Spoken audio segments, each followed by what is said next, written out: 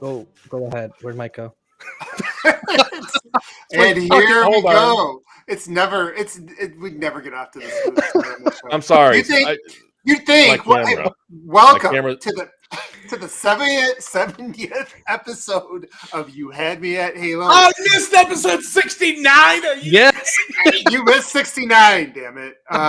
Yes. So we're welcome back our full panel to discuss everything to do with one of the gaming's most storied franchises. Right. Today, we get to share our thoughts on Halo Infinite Season 3, nearly 16 months after the launch of Halo Infinite's multiplayer. Are we finally taking any steps towards a Halo comeback, or is it just another day? We'll discuss our early impressions, give early grades, and then even share some early prognostications. But before we do that, let's go ahead and meet. Well, wait, what was that last word? Never mind. Just keep going. What? No. I need to know. Explain yourself. Stop it. Right. Yeah, I'm not gonna try. You know what? I just woke up from a nap before this, so and obviously we are off to our 70 episodes in, and we're not much smoother than we were on day 3. But let's just meet everybody. Like, fuck it.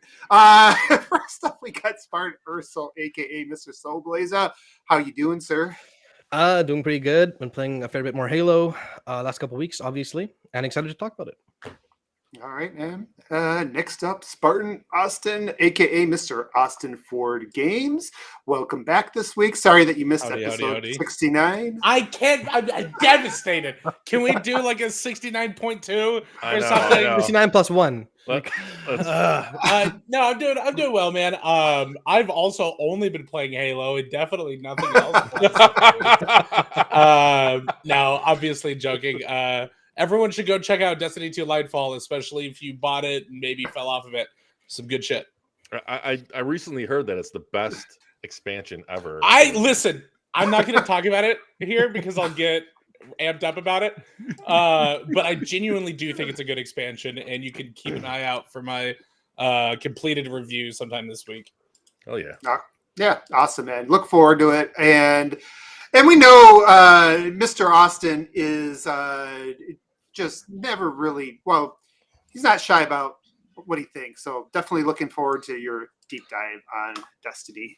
Finally, we got Mr. Spartan Mike, a.k.a. Kagemaru. Welcome back.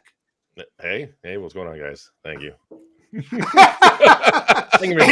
and you're probably hanging by a thread too, right? I don't think we can tell people why yet, right? You're still under embargo. Who knows how it works, man? It's not. What he's working on. Yeah, it's not public. Yeah, I had to go to.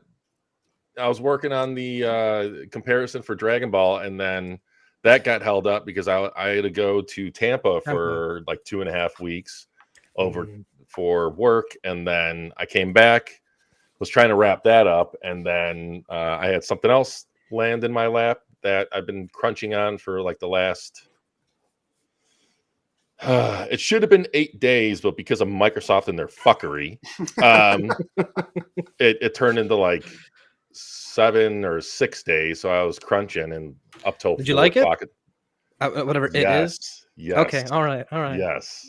See, yeah, we can't. Too bad we can't delve into that because I think that'd be a good thing too. So just look for something from Mike tomorrow, right? Yeah. Everything. Yeah. You'll see it tomorrow. And then. So hopefully I can also do more work on this within the next week or two, along with the Dragon Ball. This recent thing is kind of taking priority, but been busy. Like I said, I was up to 4:00 last night, and I don't know how I'm still functioning. Guys, we got to shut down the podcast. Mort guessed the game correctly. It's Peppa Pig. Oh my God! There's a sequel already. Mort, don't tell anyone, please. Yeah, Mike is almost looking like some of the spoilers for Halo, right? You know, whatever happens to starting to do the transformation. Yeah, it's going to be good this week. It's going to be interesting because, it feels like for the longest time, whether we're covering Xbox or Halo, it always just feels like super drama induced. I don't even know if we know how to do a podcast without a lot of drama. But Mike, hopefully, between you and Austin, somebody goes off the rails and we get what we, Yeah, I mean, it's like we're just going to talk about a game today. We both do like to speak our mind, for better or worse. So Yeah. I'm okay with it. For sure. Well, we're gonna get it start off with the breakdown, and really just want to kind of delve into some of our. I'll start with some high level impressions from everybody, and then we'll get into some of the nitty gritty of it. So I'll do a round table, like just initial thoughts, and I think we're all at varying levels of being able to play it based on some of the things you guys just discussed. But just real quick, high level. So I'll start with you. Kind of what's your general thoughts on season 3 so far? Me, just give me 1 second. I'm just gonna play some B-roll while we do this. Oh, okay. Let's go over to Austin. Austin. Yeah, no, I think this update is total dog shit, brother. No, I'm kidding. I've really enjoyed the little bit that I've gotten to play. Unfortunately, I've been so deep into Destiny that I really haven't gotten to dive super deep into season 3 yet. But I'm digging the bandit rifle so far. I definitely need more time with it to decide if I actually like it or if I'm like honeymoon phase with it right now. I think Oasis is an interesting map. I think Halo Infinite continues to suffer from BTB maps that are a little too big. This one's huge. Even with 24 players, the vehicle variety just isn't there well enough to, or rather the vehicle sort of allowance, I guess, isn't really there enough to support it. Like, again, tanks are still not spawning in until like the last 2 minutes of a match. Flying vehicles are rare to come by. So it's a lot of mongoose, warthogs, ghosts, stuff like that. I think it's a cool map, but I would like to see more maneuverability around it. Other than that, I think that Oasis is fairly solid. I'd like to see, like I said, a little bit more vehicle options there. I think the bandit rifle is solid. Want to play with it more to like really nail down my opinion on it. And I haven't unfortunately gotten to play on the arena map yet. Okay. So I want to hold your thoughts right there because we're going to come back to the deep dive on the maps, all of them. No, of course. No. So, Mike, real quick, like you just high level stuff, and then we'll come back into some of the deep dive.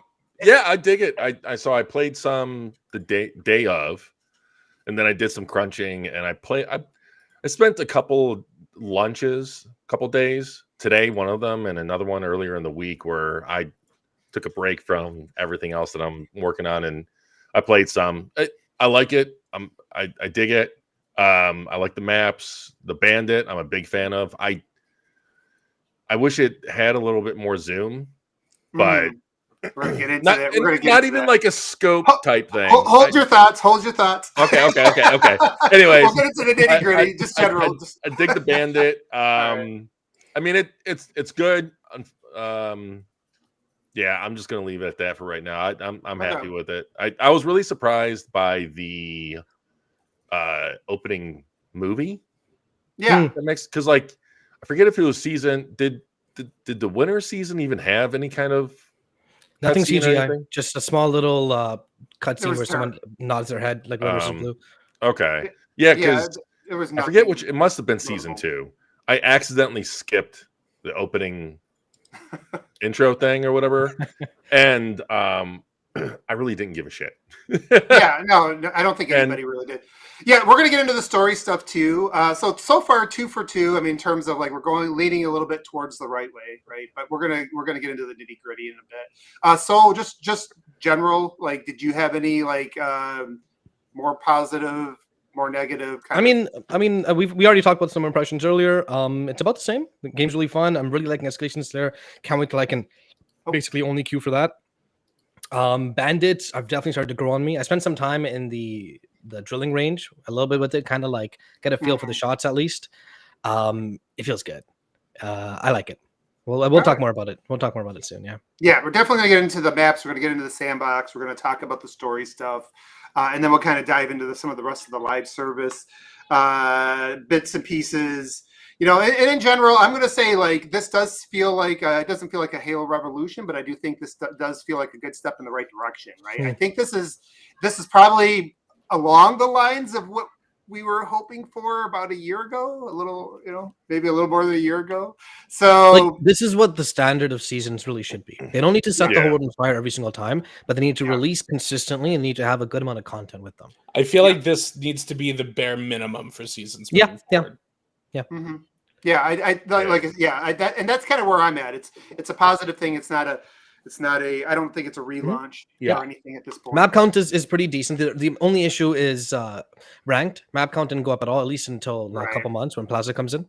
But otherwise, 4 maps a season is pretty damn solid. I'm actually okay with that. Did you see what Tashi said today? No, what did he say today? That they're going to work on getting more Forge-made maps into ranked. Good. Okay, good. Oh, nice. There are a couple really good ones out there. That's nice. Yeah, and that's the thing. Like and we'll kind of come back around on that later on. But some of the Forge stuff is still impressive, and it does. That is the biggest glaring hole for me as somebody who plays a lot of ranked. That the ranked is mostly. It's slightly changed now because you have some tweaks to the sandbox. But let's start with some of the map stuff.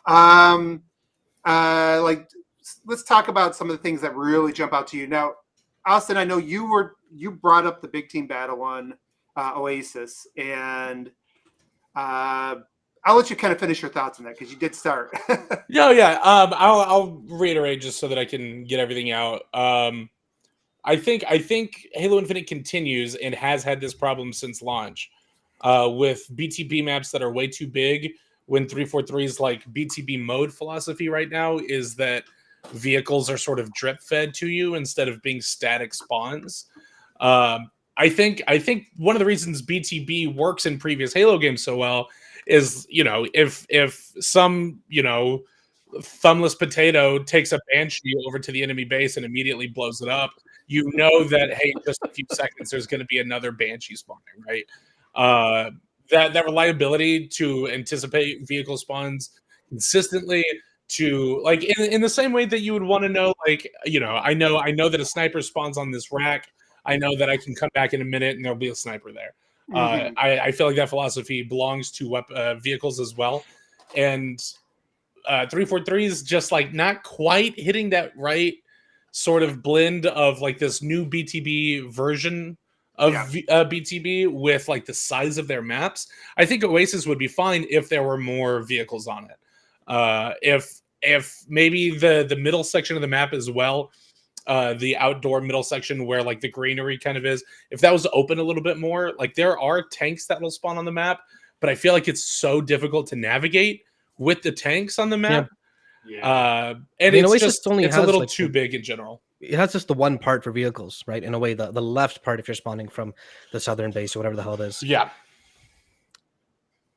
The like cave allows vehicles as well, but it's just as difficult to navigate as the like outdoor section. So man, the cave got me by surprise because I had played it a few matches. Again, it's just a massive map. I was only in the lab and like the Oasis part, and then I spawned somewhere. I'm like, where the hell am I? Yeah, no, this is the same dude. map? Like I played like 2 or 3 games before I knew that there was a cave. Yeah, I was like, what is this? Did I unlock something? It does feel like you could go up. You could go more than 24 players, though, right? Like you could a map probably, like this, definitely. I don't feel like more is better in Halo's BTB anymore. 24 feels like a really good number, but I think that they could compress the maps down like 15 to 20%, and it would do like the moment-to-moment gameplay a lot of favors. Like the issue, Abe, is even if they added more people, they would all still just go in the middle laboratory. For some reason, everyone just goes in there and starts juking it out. Like I don't know why, but they do. The last thing I'll say about Oasis is that like I've played 6 or 7 BTB games on it today. I never got more than 12 kills. And it's not because I'm like hiding or like holding back. If you play Halo with me, you know that I'm an aggressive player. Yep. I just can't find anyone. And that's obnoxious when there are 12 bad guys on the other team and I just can't find them. I think you're right. It's really hard to, like, I have a hard time with, like, I think when it comes to like the flow of the maps and things like that, sometimes it's really hard to gauge early. Like good to whether it feels really good or not. Usually things get exploited. It People could also be a bit dependent on the game mode a bit, because I've played Total Control and it was a blast. That's what I was people were getting there, at. right? But like Slayer in a map this huge, you're not gonna see people. And that's what it feels like. It was almost designed for. You almost need those because like Austin, what you were talking about. I feel like you almost need something to draw people to certain parts of the map. Yeah. Right? Yeah. And I think Oasis has like fun points of interest, but I think overall, and like, don't get me wrong, the map is beautiful. It might be my favorite map as far as aesthetics go in the game right now. Yeah. Again, could also be like a honeymoon phase sort of thing. But like none of the points of interests are actually that interesting. They're all fairly bland. And that's okay. Like, I'm not saying that every map I like the laboratory. Actually, I really like the lab. It kind of feels like they took Aquarius and just put it in a big team battle map. Totally fair. It does feel like the middle of Aquarius is just kind of been slapped onto the map. Which I would actually like a lot more of, I'll be honest. Like, if you can just take parts of other maps and the Battle Royale better have Blood Gulch in it. It better have High in it. It better have like my boss's streets in it. Like, honestly, right? I mean, Halo has so much potential. Though, like, what a big part of Battle Royales is getting all these different maps in, right? I think CODs does it, right? It has various. Yeah. Halo could have a really big thing there.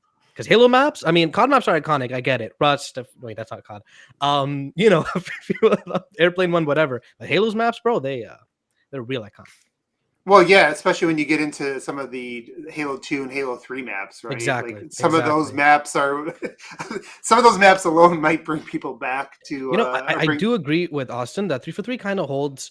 It feels to me like Banshees and Hornets are more common these days in the maps, but like the tanks, they're still kind of holding them closer to their chest. And I don't know if I like that or not. At the same time, I got dominated by Scorpion.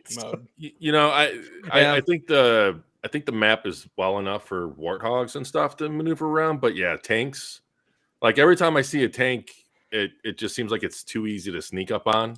Dude, do you think that, man? And a tank literally got like 20 kills in the game I played yesterday. And the first time I ran into a Scorpion tank on Oasis, I was able to plant a grenade on it. No problem. Maybe they had good defenders. It was like way back in their base, but still, flipping vehicles are weird in Halo, man. Sometimes they'll be the most powerful thing in the world. Other times they'll be wet tissue paper. Well, they have a lot of ways to kind of offset them, but people, you have to figure out where those weapons and things are, right? Austin, I think you called out like the vehicle spawning is probably something they got to figure out, because that's the one thing I have noticed playing some of the Forge classics. When you get on there and they just have all the stuff that's out there, it's like, oh yeah, I forgot Halo. Oh my god, there are vehicles on the map to begin with. I mean, am I smoking something, or did they not say that one of the last updates was supposed to address that? So they did bring more flying vehicles in the maps. That's flying vehicles. I thought, because I forgot who it was, but maybe it was on Twitter or somewhere. I could have sworn I seen someone say that they were addressing how early the bigger vehicles appear. They did a while back. I don't know if you remember at launch, Mike, but like flying vehicles and choppers and tanks wouldn't start spawning in until literally the last like minute and a half of any game. Now they start spawning in around 4 or 5 minutes left in a game. Oh. Okay, never mind. Still, like, I miss being able to like start a BTB game and hop in a tank like immediately. Halo 3, Halo 2, Halo Reach era BTB was so I guess that comes down to like their competitive focus and a lot of it, right? Which is, hey, if we're dropping a tank, we want to give people opportunities to counter that. Yeah, but like if they do it on both sides equally, then that shouldn't have any effect on the balance. I will say that I don't think Halo's BTB has ever had an issue with its competitive sort of counterbalancing. Halo CE certainly has. I played a lot of CE BTB. If one team gets 2 tanks, it's over. That game's done. Unless you have a sniper. But like, how did you allow a team to get your second? Because tank? the pistol's BS and it kills you without even meaning to. All right, that's why. Goddamn, screw that weapon and its broken hitbox. Yeah, I mean, a lot of stuff is broken with CE though, especially when you consider that tanks and warthogs, they don't explode. You just kill the people. Yeah, you just get them back. Just get back. Or if you have the pistol, you shoot through the grate over the like lid. Yeah. Oh, God.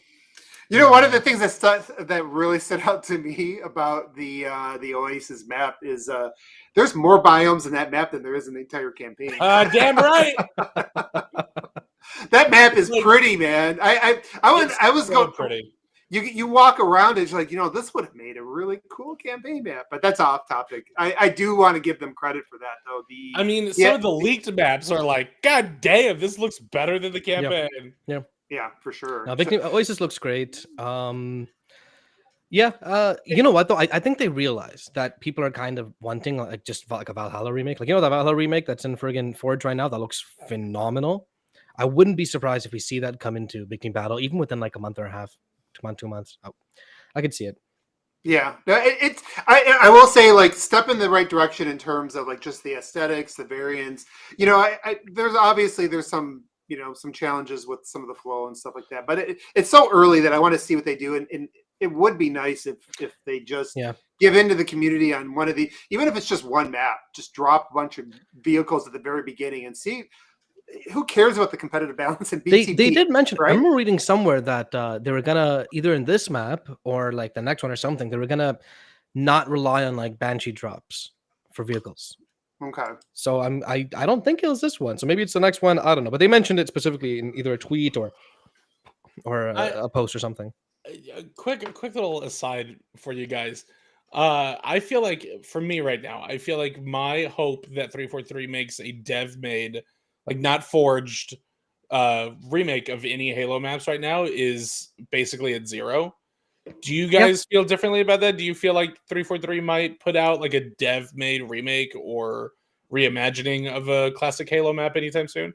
Reimagining maybe, but like a full-on remake, I don't see it not made in Forge. I get the feeling that they have little to no interest to remake older maps. Instead, they want to leave that to the community with Forge. And I think that's fair. Own. Yeah, at the same time, though, I think we are. I mean, this is our second remake we're getting, right? Through 343, through Forge, mind you. So I still think we'll keep getting those. They'll just be through Forge. Wait, what's the second one? Plaza. We're getting Plaza in like maybe a couple months, maybe a little less. Oh, I mean, I could have sworn though. What did they do with what was the Halo 3 one that they just the released? Pit? The Pit. Didn't they pull that out of rotation? No, it's still there. In fact, it's played and ranked. It's okay. New ranked map. Yeah. I thought I saw someone on I thought Twitter, I'd seen something about that on Twitter too. like them bitching about them pulling it from some play. I think it might have gotten moved out of quick play. I think for the first couple of weeks they've moved items out of quick play to focus on these maps. Maybe that's They'll probably move them back in. Yeah, there's some interesting rotating in there, and probably was to up the algorithm of these new maps, but yeah, I think you're right there. So I know it's a map that's been done over and over and over again, but I would love. No, I was going to say Blood Gulch. Blood Gulch. Give me a proper Blood, but like a reimagining. Give me a reimagined Blood Gulch with nice foliage and well, I mean. Valhalla's a different map, right? Valhalla, but Valhalla was supposed to carry that spirit, in terms of design and everything. I think it does. I think it genuinely does. Totally. But I'd love a new interpretation of it. I see what you mean. Like what's Halo's 2 called again? Coagulation. Coagulation. Yeah. But Blood Gulch never had I wouldn't mind having a bunch of trees in between. One of the things. But still make it so that it's easy to navigate with vehicles and stuff. Have you tried the Coagulation? I think it's actually called Coagulation Forge remake. It looks phenomenal. It honestly looks amazing. Yeah. You should, and it plays well too. I want. And what's that Halo 2 map? Streets or something?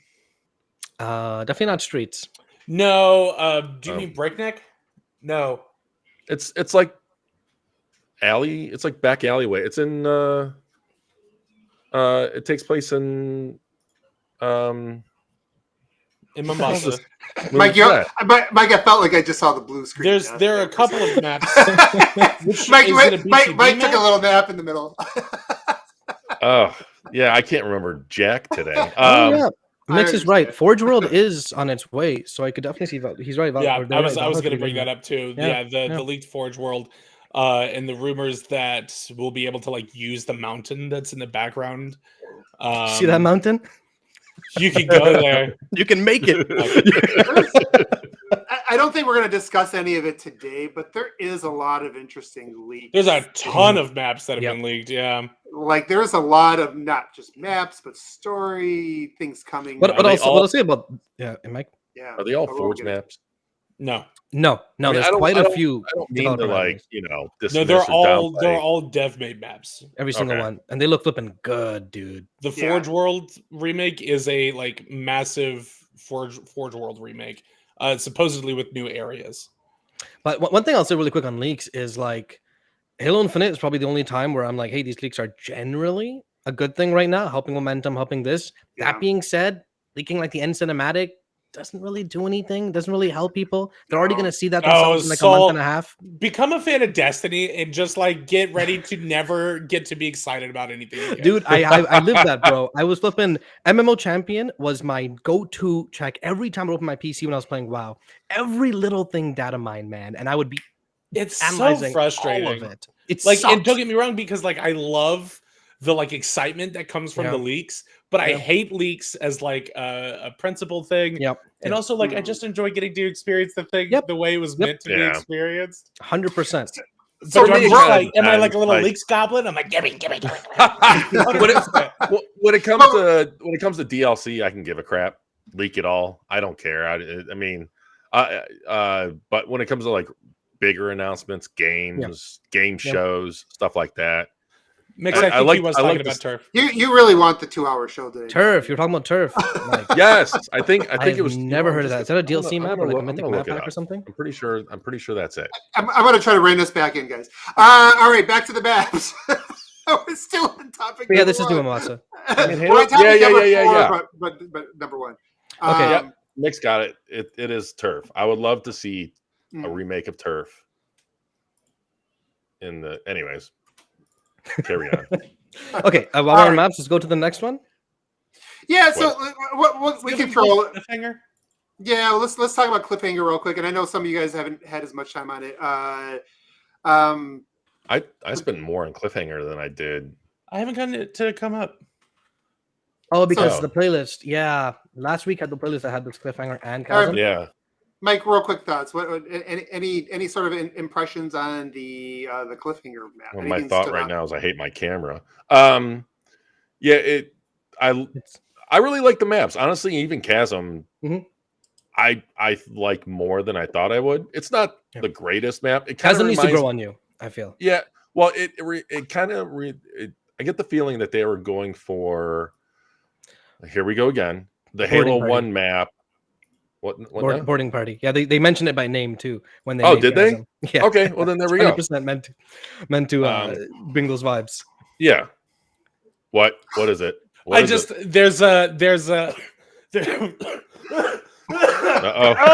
We're losing them. I got really excited when you said that. There's an encounter in the new Destiny raid that is gotta be a boarding action reference. Really? It's fucking amazing. Yes. Anyway, please continue. But yeah, definitely boarding party was definitely a big. I mean, it's 2 lanes across the thing. Got snipers on either end. Yeah. No, I've had. So how do you feel when people are like, "Oh, Chasm is just part of the campaign, ripped up, put into the playlist"? Well, they're not wrong. They're not wrong, but at the same time, they try to kind of like lessen the map by that. You know what I mean? Dismiss it or downplay it. Dismiss it, exactly, which is kind of stupid. I mean, it's not. I'm not the biggest fan of. Don't get me wrong. It's beautiful, but I'm not the biggest fan of the Foreigner. Infinite's Forerunner art direction. If that and maybe isn't it just Halo East? I'm pretty sure it's just Halo, like for the most part. I mean, I feel like it's pretty faithful to Halo 3. Halo 3? Yeah, I would say Halo 3. I mean, I shouldn't say that I don't like the art direction. It's just you played it so much in the campaign. That's what I think it is. Yeah, that's what a little fatigued by it. Yeah, because each of the internal areas was just a different colored version or different shade of gunmetal and blue. Yeah. Yeah. But I dig the map. I think the map actually is designed better. It's not exactly plucked from the campaign, which I like, which is what I was afraid of. I thought they were going to do what they did in Reach, where they're just like, we're going to cut this part of the campaign and just put it in as is, because they have objects there for you to jump around. It's a lot better than I thought it was going to be. My expectations for that map were way low. I fully agree. Yeah, when I first saw the trailer, I'm like, I mean, it just looks like part of the campaign, right? And you play it, like, no, this map has like a play style. Okay, so tell me, as someone who has not seen like really any gameplay or gotten the chance to play it, Speaking of what makes it not feel like it's just 3 lanes? Because the middle lane is death, so you generally don't. Go. I'm not even joking. Like, wait. So what do you mean? I mean, I'm not. It is 3 lanes, but I don't think that's. It doesn't feel like streets or friggin'. What are the don't you think it's a bit more than 3 lanes because you get the ability to platform, kind of diagonal in between, and so there are other opportunities. You're not siloed to just those 3 directions. That's kind of the thing. Now, unfortunately, half the time it seems like whenever I try platforming on those jumps, I get sniped or killed out of the air. Yeah. So you might be better off sticking to the 3 lanes. But I think that's what makes it. That's what makes it a little bit interesting, though, is that it's because of the mobility, because of like things like your grapple shot and in some of the movement in Halo, it does make it a little bit unique and interesting. It's not a very good. It's definitely not a competitive map. Not it is broken. That being said, you can have some sweaty CTF games on this thing. I know. Yeah, I know. Well, maybe that's interesting. I really didn't think about too much about how that would work out there, but it works good for like casual modes, like the escalation, things like that. It is definitely like in terms of like how it flows, and it's kind of broken in a sense, but it's okay for casual stuff.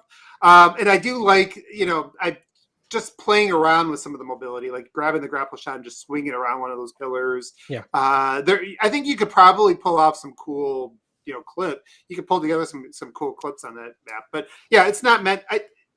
It did feel like it was just a throw-in. It was like, hey, we're not even sure if we wanted to like make the big deal about this map when they did it. And because of the low expectations, I said I was okay. I think it exceeded those in that way. But yeah, it's got some chaotic, like Halo 1 style, like map shit. Like no line of sight, just straight ahead. It is. It is a Halo. It is a Halo CE. It gives me like Rat Race or like boarding action sort of vibes. Yeah, for sure. Yeah, for sure. Yeah. I think that's exactly what it is. It's so as long as you're playing with that mindset and you're not going to take yourself too seriously on it. That's the thing. I think it's the low expectations I had, because if they hyped this thing up, if they revealed it from the beginning, but like you said, it's just the low expectations that it's not a bad map, but it's my least favorite of the bunch. So the other one, Cliffhanger. You know what's surprising about Cliffhanger, and some of this might have to do with the new Sandbox, which we'll jump in a minute. I get to say that a lot today. Is with Cliffhanger, we played One Flag, and that's a mode I have not liked at all in Halo Infinite since this game launched. And you know why I hate that mode? Is because usually you play it on launch night, which is like the worst map. I feel like in the what game mode? One Flag. One Flag. Yeah. Though admittingly, launch site is like the only. Sorry, One Flag is the only game mode that's actually kind of fun on launch site. Yeah, but launch site is like the worst map in the game. So this, I felt like with One Flag, this seemed like it was actually, at least in my experience, we had some really close, dynamic games because of the snipers, because of like just the unique layout, because of the shroud, being able to use that effectively as you're running with the flag and trying to cover up sight lines from the snipers and things like that. It was pretty fun. It's the first time I feel like I've enjoyed One Flag in a long time. So I'll throw that in there, that it does definitely worked out well for that. And it does have a very unique feel to it, which I do like, in terms of the way it plays. So that's what some of the things that I'm hoping for with, with 343 bringing in these maps, not just that they're pretty, but you really get unique identities and just kind of real unique play styles. And that brings, for me, I at least, again, it could be Honeymoon, but I felt that in some of my first few games on there, especially mixing in some of the new stuff. So I mean, any other thoughts? When you if you're talking about 343's maps in general, right? The other only map we've gotten in the entire 14 months the game's been out is Argyle, right? No, sorry, Catalyst. Catalyst is technically the only developer-made arena map we've had, and I kind of think for the most part they're all been pretty high quality. The ones they've released post-release. Wait, I thought didn't they have 2 arena and 1 big team in season 2? So the second arena was no, the first season 2 only had 1 arena, 1 big team battle, which is Catalyst and the Breaker. Oh my god! And then the winter update had 2 Forge maps released. Yeah, I remember the Forge map. Yeah. I just for whatever reason I thought season 2 had more than. I was thinking back too. I was trying to go back, and I was like, let's compare this to all the other seasons. I'm like, oh, wait a second. Yep. We had 2 dev maps. So these seasons sucked more than I thought they did. I've never, if anyone's watched me on the podcast long enough to hear me bitch about how much Halo Reach sucks ass, I kind of love the aesthetic of this map and how much it does remind me of a Reach map. Yeah. It's super rad. I can't wait to jump into it and get some games going on it. But dude, my first thought was the Halo 3 map, Sandtrap, and then High Power of Reach. Those are the 2 I kind of were. Sandtrap? A little bit. Wait, Sandtrap's the one with like the friggin' openish area and some boulders and crap, right? You can hide behind. Yeah. I'm pretty sure. I can't see the Isn't Sandtrap from 3? 3, yeah. Sandtrap from 3 and High Power from Reach were the 2 I kind of was getting a little reminded of, mostly because of just like the aesthetic a bit. Though you can fall out a lot. Actually, both of these maps you fall out a lot. Like I think that's. I don't know why. Sandtrap the BTB map? No. God damn it, not Sandtrap. The one, the arena map, man. Halo 3. Look at Sandtrap is a big team. Oh, do you mean probably not high ground? Yes, sorry, high ground. My bad, high ground. I was like, I was trying to figure out like the Sandtrap. Like, yes, goddamn it. I don't even think it's Sandtrap. If you're Sandtrap, you're playing it wrong. I was like, I guess everybody's got their own. He's like, Sandtrap, the gloomy gray, like earthy map. It's like, you mean the desert map? Yeah, the brown desert with, but no, surrounded by a minefield. Yes. I was just thinking, sometimes just people get different feelings, and I don't know how that works. But listen, I'm getting old. Okay. No, yeah. Getting old. Get no, the Mike, fuck out of here right now.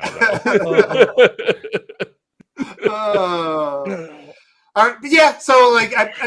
In general, though, at least 2 out of the 3 maps. Obviously, we'll just say, Chasm was kind of a throw-in. 2 of the 3 maps. I like Chasm. Really quick in Chasm, I feel like it has a lot more depth than people give it credit for. Like it's all you're right, playing strongholds, and like there's actual strategy behind a lot of it. Putting the power in the very top, really high risk, high reward, but giving you tools like grapple or repulsor to get there really quick. I don't know. I'm starting to grow in Chasm. You need to have a mobility equipment like. The grapple shot or repulsor to really get around there, because if you just use the standard platforming to get up there, you're going to get shot down. You're going to get torn up. But at the same time, the game spawns snipers kind of generously. So if you're really behind, that's why you get torn up. No, but you're control one side all the time, right? If you're really behind, have someone to actually use it, grab that sniper, you can turn things around. I don't know. I like it. I think it'll grow me a little bit more. So I think definitely they're moving in the right direction with the maps. I think that's the general feeling. Obviously there's some opportunities. We do need to get the vehicle stuff a little bit better in there. Let's go on to the rest of the sandbox. So you were mentioning, some of the equipment. So we got 1 new equipment item. We got 1 new weapon. And within this Halo sandbox, 1 item can make a difference, and sometimes they don't. But let's start out. Soul, I know you've used this stuff the most of everybody so far in the last since this is launched. Kind of what are some of your general thoughts on those? So Bandit it takes some time to get used to. Because right away I pick it up and I'm like, why am I using this instead of even the Magnum that I spawn with? You know what I mean? Obviously, if I have the BR, there's zero reason to pick up the Bandit or whatnot. That being said, it sounds so good when you're using it. Oh man. Yeah. The sound has a great punch to it. Such a good punch. And you can get perfects with it. I don't want to say easily, but like you get them decently common and it feels good. It feels good, and it doesn't feel as like as kind of like I don't want to like cause a stir, but the battle rifle, it's a great weapon. It's fun. It's almost too easy, right? It's a 3-round burst. In Halo Infinite, all bullets are separate, so even if you miss 2 of your bursts, that third one hits the head, it's over, right? So actually, in my opinion, friggin' Halo Infinite SWAT Tactical Slayer with BR is terrible. I don't know about terrible, but it is just it's way too easy. It's an instant kill almost every single time. When I played Commando, that was like a lot tougher, obviously, but like a lot more like I feel it. I'm getting kills. They feel worthy. I haven't played Bandit Tactical Slayer yet, but I imagine it's going to be a good balance between the two. I'm kind of excited to try that. Give me bullet travel BRs back. God damn it. No, the BR is a little bit too easy. Like, you know, like, and again, if you play like ranked higher levels, it feels like everybody's shooting damn near 70% every time. You know, hitting 2 out of 3 shots, and it's just that's just too high accuracy across the board. I do want to see them mix up the whole meta with that stuff. I think we talked about that last time, right? Yeah. Though, you know, I think since then, Tashi has gone and said that they wouldn't make any changes during the season. So even though they're considering Bandit starts and have had like some random pro tournaments with Bandit starts, blah, blah, blah, they're not going to mess with anything until after October, November, whenever the season ends. How do you think it would work with the lack of scope though? Like, does that create a problem? Because that does bring it a lot more close quarters, right? It wouldn't. I don't think it would. It would if people are okay with just not being able to cross hit each other, but Bandit Bandit and Sidekick starts, I think would be a lot of fun. Yeah, I mean, there's. I almost think you could replace the Sidekick with the Bandit, right? Like, yeah, I would think so. I mean, you could, but I think it'd be more fun. But yeah, from like a sorry, Mike. Usually start with only one weapon in SWAT. Yes, yeah. I think we're talking more just like ranked. Yeah. No, it's. I mean, I was following some tweets, and basically, for the most part, they're saying that if it is ever put in ranked, it needs to be given a scope so you can be descoped. And I don't know. I don't like that. I don't want. Even though I'm not really pleased with the current zoom on the Bandit, I don't want to scope on it. It's weird, right? I'm like fine. The smart zoom or the smart scope, whatever the hell it is. Just a little bit, because it feels like it's a 1.2 or 1.5 max zoom. I don't know if they released. It's definitely not 1.5. I think the BR is like 1.4, so it's got to be like 1.1 or something. Oh, well, then there we go. Like, just make it, you know, something in between. Something in between the standard. Honestly, it even feels like an FOV change. So give me like give me something like 1.3, 1.2, just a little bit of zoom. That's all. Yeah. Just because it is a rifle and it is, it's in some ways a ranged weapon. So I want too. Because the pros issues is that you can zoom, right? Like that pseudo zoom, and you can't get knocked out of that zoom when you're hit. So if you're having cross snipes, one of the big parts is hitting them, knocking them out, trying to hit them again immediately before they can, knock you out. With this, you can't. But if they add like a little bit, like 1.1, 1.2, yeah, that would work. Do you think if they brought this into ranked, you would get a lot of keyboard and mouse players back into ranked? Because I know that right now, like we were talking about with your brother, almost everybody plays with controller right now at the high levels. Does that kind of even the playing field, you think, at all, because of the precision aspect? Not unless they like massively reduce aim assist on every gun in the game with controller, which won't happen. If they were to increase the range at which red reticle kicks in on PC, I could see that happening for sure. Yeah. But with the Bandit, you have to be pretty fucking close. Yeah. Well, and that's the thing. Like, initially, there was some of the feedback, when you went to the event, so we talked about, getting a chance to use it and hearing some of the feedback from some of the people there at the HCS, that there was a feeling that it might kind of fill that void from the Halo 5 pistol. Yeah. As somebody who played over 2,000 hours with that Halo 5 pistol, I don't really think so. God, I still think there's an opening for like a DMR right now, and hopefully that's something that they bring in later, because this does feel like it's more of a close to mid range, whereas like the Halo 5, you could actually use that a little bit further out. It was almost. I wouldn't consider this a close range. I'd say this is strictly mid. I mean, you can use it close, but you can use pretty much anything close. I mean, but except for the sniper. the role that it Oh, you fills, Yeah, I don't think it fills that close range. But you know what role. though? I would say it is still close range in the sense that like, actually no, I see what you mean. Yeah. What I like about this gun over the BR is you can actually dodge, right? Or you can weave around, and the BR's got 3 goddamn hits, right? You're getting hit by them at some point. With this, if you move decently, you can actually dodge that last headshot to give you the opening to take yours off. That is true. I mean, yeah, it does put a lot more emphasis on mobility when it is a single shot type of weapon everybody's using. Like I was kind of worried when they said that it wasn't going to be a scope, and just I was originally hoping for a DMR replacement, like similar to Reach, but kind of like another counterpart to the battle rifle. Well, that's weird, Mike. Do you not like having fun in Halo? I like the DMR. I was a fan of the DMR. I hate it so much. No, and I was also just worried about the overall balance to the Sandbox. But I gotta say, what is it, Shroud and the Bandit? They incorporated them really, really well. Like, it didn't break the Sandbox, didn't break the balance. They're not OP, they're not out of place, especially Shroud, because when I think about Halo, I don't think about a cover type system, because this is what, like, the futuristic equivalent to a smoke grenade. Yeah. So I think about that in something like a Call of Duty or Rainbow Six. And I was like, do we need this? Is there going to be much use or purpose?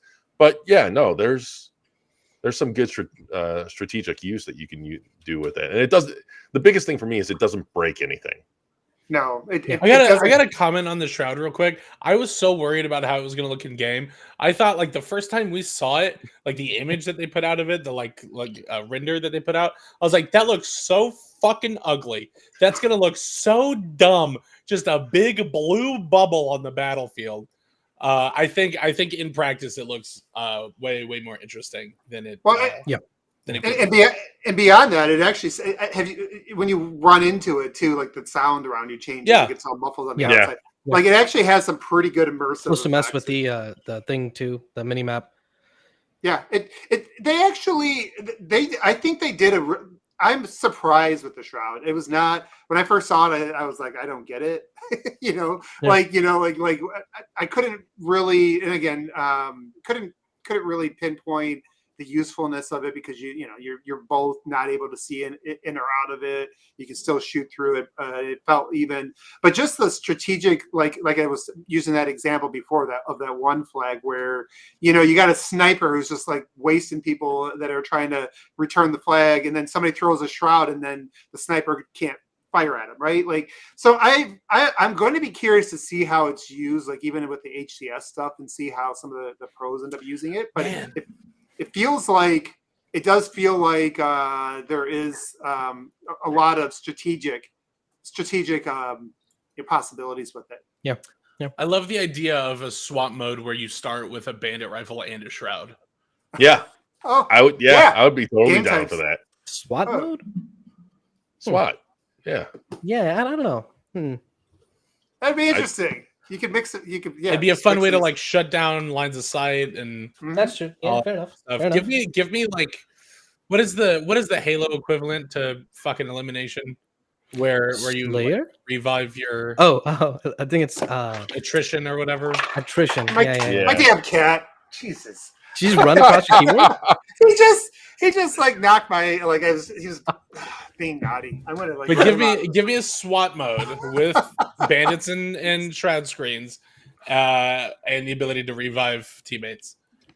I wouldn't mind. I was just about to say something similar, where I wouldn't mind having a SWAT mode where it's tweaked, where you have side objectives, like one flag or. Give me PvE! Well, yeah. Speaking of modes, we have yet to speak about Escalation. I totally Slayer. agree. Is that? I have not gotten to play Escalation Slayer. Escalation Slayer. Is that the one that has the 2 bars that the team that fill up and you switch weapons? Yeah. No, yeah, I played a good number of that. I really like it, but if you're on a team that sucks, you get run over big time. Like it's hard to carry a mode like this. Yeah, exactly. And it's so like, I don't know. I think their matchmaking was better at having closer skilled players. This is actually I'll personally, first off, I'll say Halo Infinite's matchmaking is usually way too close. Like there's no reason a Fiesta big team battle game should go 9,500. You know what I mean? Like I love those. How are you doing this? But so I it's love not them. fun. It's not fun to stomp and get stomped on. It isn't, not at all. I hate getting stomped on. I stopped playing Halo 3 because of that. But we see a lot of complaints in the other direction, right? Like especially from the super good sweaty players that everything is super close and sweaty. And Mike's right though. Escalation Slayer is one of the few times where I haven't. I've had some like pretty wildly off games where I've won like 11-6 or lost to like 11-4. Well, not 4, but 11-7 or something. You know, it's hard. It's really hard to catch up. That's the thing. Like if you don't keep up. And get like unless you can, you're playing with a team of 4 and you're like, guys, everyone slow the hell down. We can't afford dying. You can't. It's like catching up on Slayer when you're down like 15 kills. It's doable, but not unless you can like control every single or talk to every person on the team, right? Yeah. That being said, it's a social game mode. So I mean, right. I was just about to say, I just don't think that a party mode like Escalation Slayer needs to be hyper competitive. I agree. I think it's okay if you lose more than half of your Escalation Slayer games. Especially at the ending, man. Like, how can anyone take those last like minute seriously? Let me see if I can find it here. It's a pure social mode. You know, it's not something to take seriously at all. So, all right. So overall, just kind of before we kind of move into some of the story stuff, good feelings on some of the sandbox changes. I like the Bandit. I was hoping it was going to be more. Missing all my shots. Sorry. I'm watching your video. I just missed all my Magnum shots. Oh my god, this guy chasing. Yeah, captivated by that. But oh my god. Yeah, get good soul, get good. But yeah, I think overall the Bandit has a nice place in the overall, you know, with the weapon balancing. It definitely doesn't feel like it's as much overlap as what we had in Halo 5, where you know everything felt like it was way too close. It definitely is because of the zoom. I think it is keeping its own place. It's also making room for at least one more, I think, precision weapon in there. So it'll be interesting to see what they do with that. And then the Shroud, it definitely is something that's added to the strategy and even game types. Like that was an interesting, suggestion, Austin. But I wanted to go ahead. Real quick, while we're on the weapons and stuff, what are your guys' thoughts on them nerfing the Commando? Because they buffed it. I don't like it. Yeah. I mean, I thought the Commando was great after they buffed it. Yeah, I think they should have Is my memory wrong, or did they basically just make it back to the Commando was at launch? No. Oh, maybe launch Commando. No, not launch Commando. Pre-launch Commando. It was in the August beta tech test thingy that the Commando was really strong, and they nerfed it by the time it launched. Yeah. I didn't know they nerfed it for launch. And then they went back to where it was pre-launch, and now they're back to where it was launch. All right. From what they said, it's in between where it was in Winter Update, which was like a big buff, and launch. Okay. Because basically it takes one extra bullet, if I remember. One extra bullet, but the aim assist is still higher than it used to be at launch. Okay. Yeah, I thought it was perfect after the Winter Update. I'm not gonna lie, because I liked the absolute Winter Update. Yeah. Like I heard a number of people thought that it was still underpowered after the buff, and I thought it was right where it should have been. That's definitely a nerf contributed largely by the really competitive side of the scene, because after that Winter Update buff, it became way too powerful in their hands, and they're like, this just got to get nerfed again. Yeah. Okay. And that's where we always get into this little bit of debate. We talked about it last time. We talked about it a lot. I do see both the social and the competitive kind of feeding each other in good ways a lot of times. But this is one where I feel like you have to keep this, maybe the way that it works separate in different modes, because the bandit has such a high skill gap in terms of like whether it's overpowered or underpowered. On lower levels, like you won't see anybody. Like if you're playing with, Are you talking about the bandit or commando? Oh, I'm sorry, commando. Okay, yeah. When you're playing with people that are like like more like along the gold and stuff like that, like they won't even pick up the commando at all. Like even big team battle, you play it and everybody leaves it on the racks. You play with higher level people and they think it's a power weapon, and so I think that they got to one thing, and this is totally chasing a squirrel here, but something I hope 343 does in the future is start to balance. Maybe just say like, hey, we got a competitive balance, and then we just have everybody else balance. I mean, they already kind of do it, right? Because there's a weapon in the sandbox which is differently balanced depending if you queue ranked or. That is true. Wait, so there is? The battle rifle in ranked is a 2-shot melee, while in social it's a 3-shot melee. And they should have done the same with the commando, in my opinion. Yeah. No, if that's already something that they are doing, then I would have preferred they did that with commando. Yeah, because it's now nobody's picking it up when you're playing big team battle. I think it's still fine. It's still pretty strong. It's not a terrible weapon, but it's just the nerf is noticeable. I mean, it was technically stronger than the BR even before the winter update. Like if you land your shots. So even though it is technically stronger than that right now, even with the 1 bullet nerf, it's still pretty decent. Especially when they finally remove the BR from the sandbox, which I think is happening at one point, replaced by the bandit or something. I could see it. Wait, ranked. what? Ranked. I think if they bring the bandit in, they're removing the BR from the sandbox, or making it a pickup only weapon, or only like 1 or 2 spawn. Yeah, I can see that. What's Mike? You're getting delirious. All right, let's move on. No, it's just Austin. What's it called? I'm not upset at all with you saying that. What pisses me off is the idea that could happen. It could happen. I mean, dude, if you play 2 years of BR starts, what better way to change the meta than remove the weapon? I could definitely see that. Now, see, that's the thing. I don't think they should remove it entirely. Just make the starts other weapon.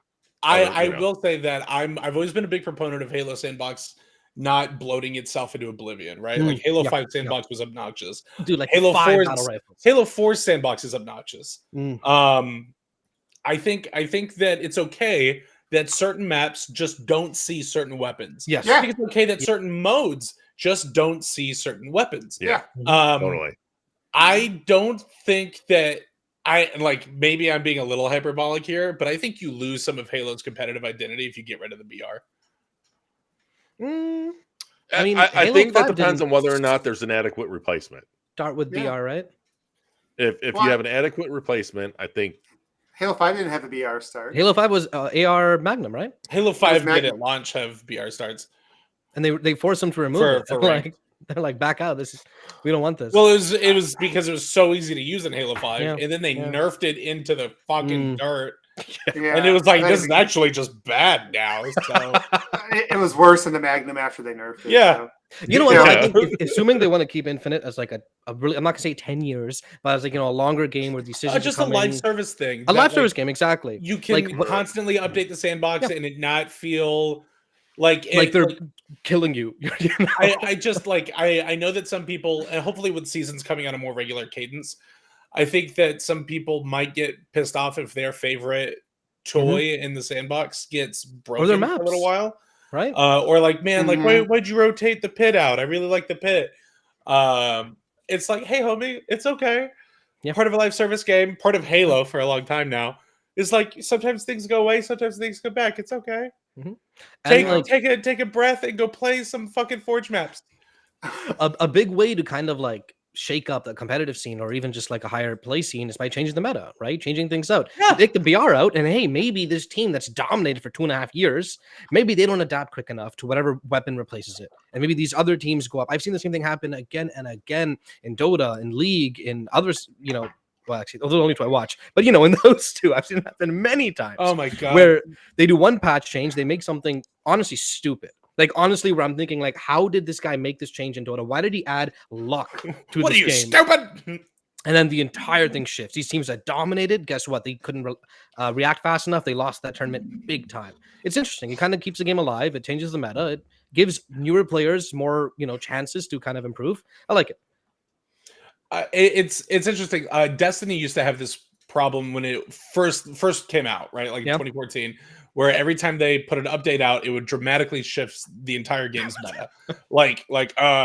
Hand cannons aren't good anymore. Fucking get out of here with that. Right? I saw that and I'm like, nah, please. No. People would flip out like, oh, auto rifles aren't good anymore, so I'll just throw my auto rifles away. It's like, no, dude, it's like sometimes you just need to help the game feel fresh by like over adjusting and under delivering on certain gameplay changes. And it's actually a good thing for the game overall. At the very least, Infinite can't do what League does, which is, hey, this new champion's coming out.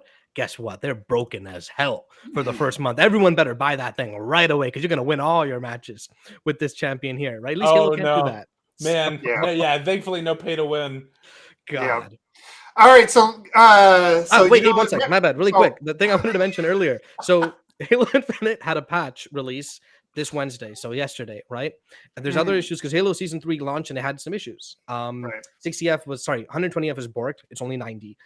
60 FPS for some people, not everyone, is giving stuttering issues, which is kind of sucky. And not just in the menus, which is happening to everyone, but in game, right? Yeah. For a game that plays super smooth for the past 14 months to have stuttering issues, that sucks.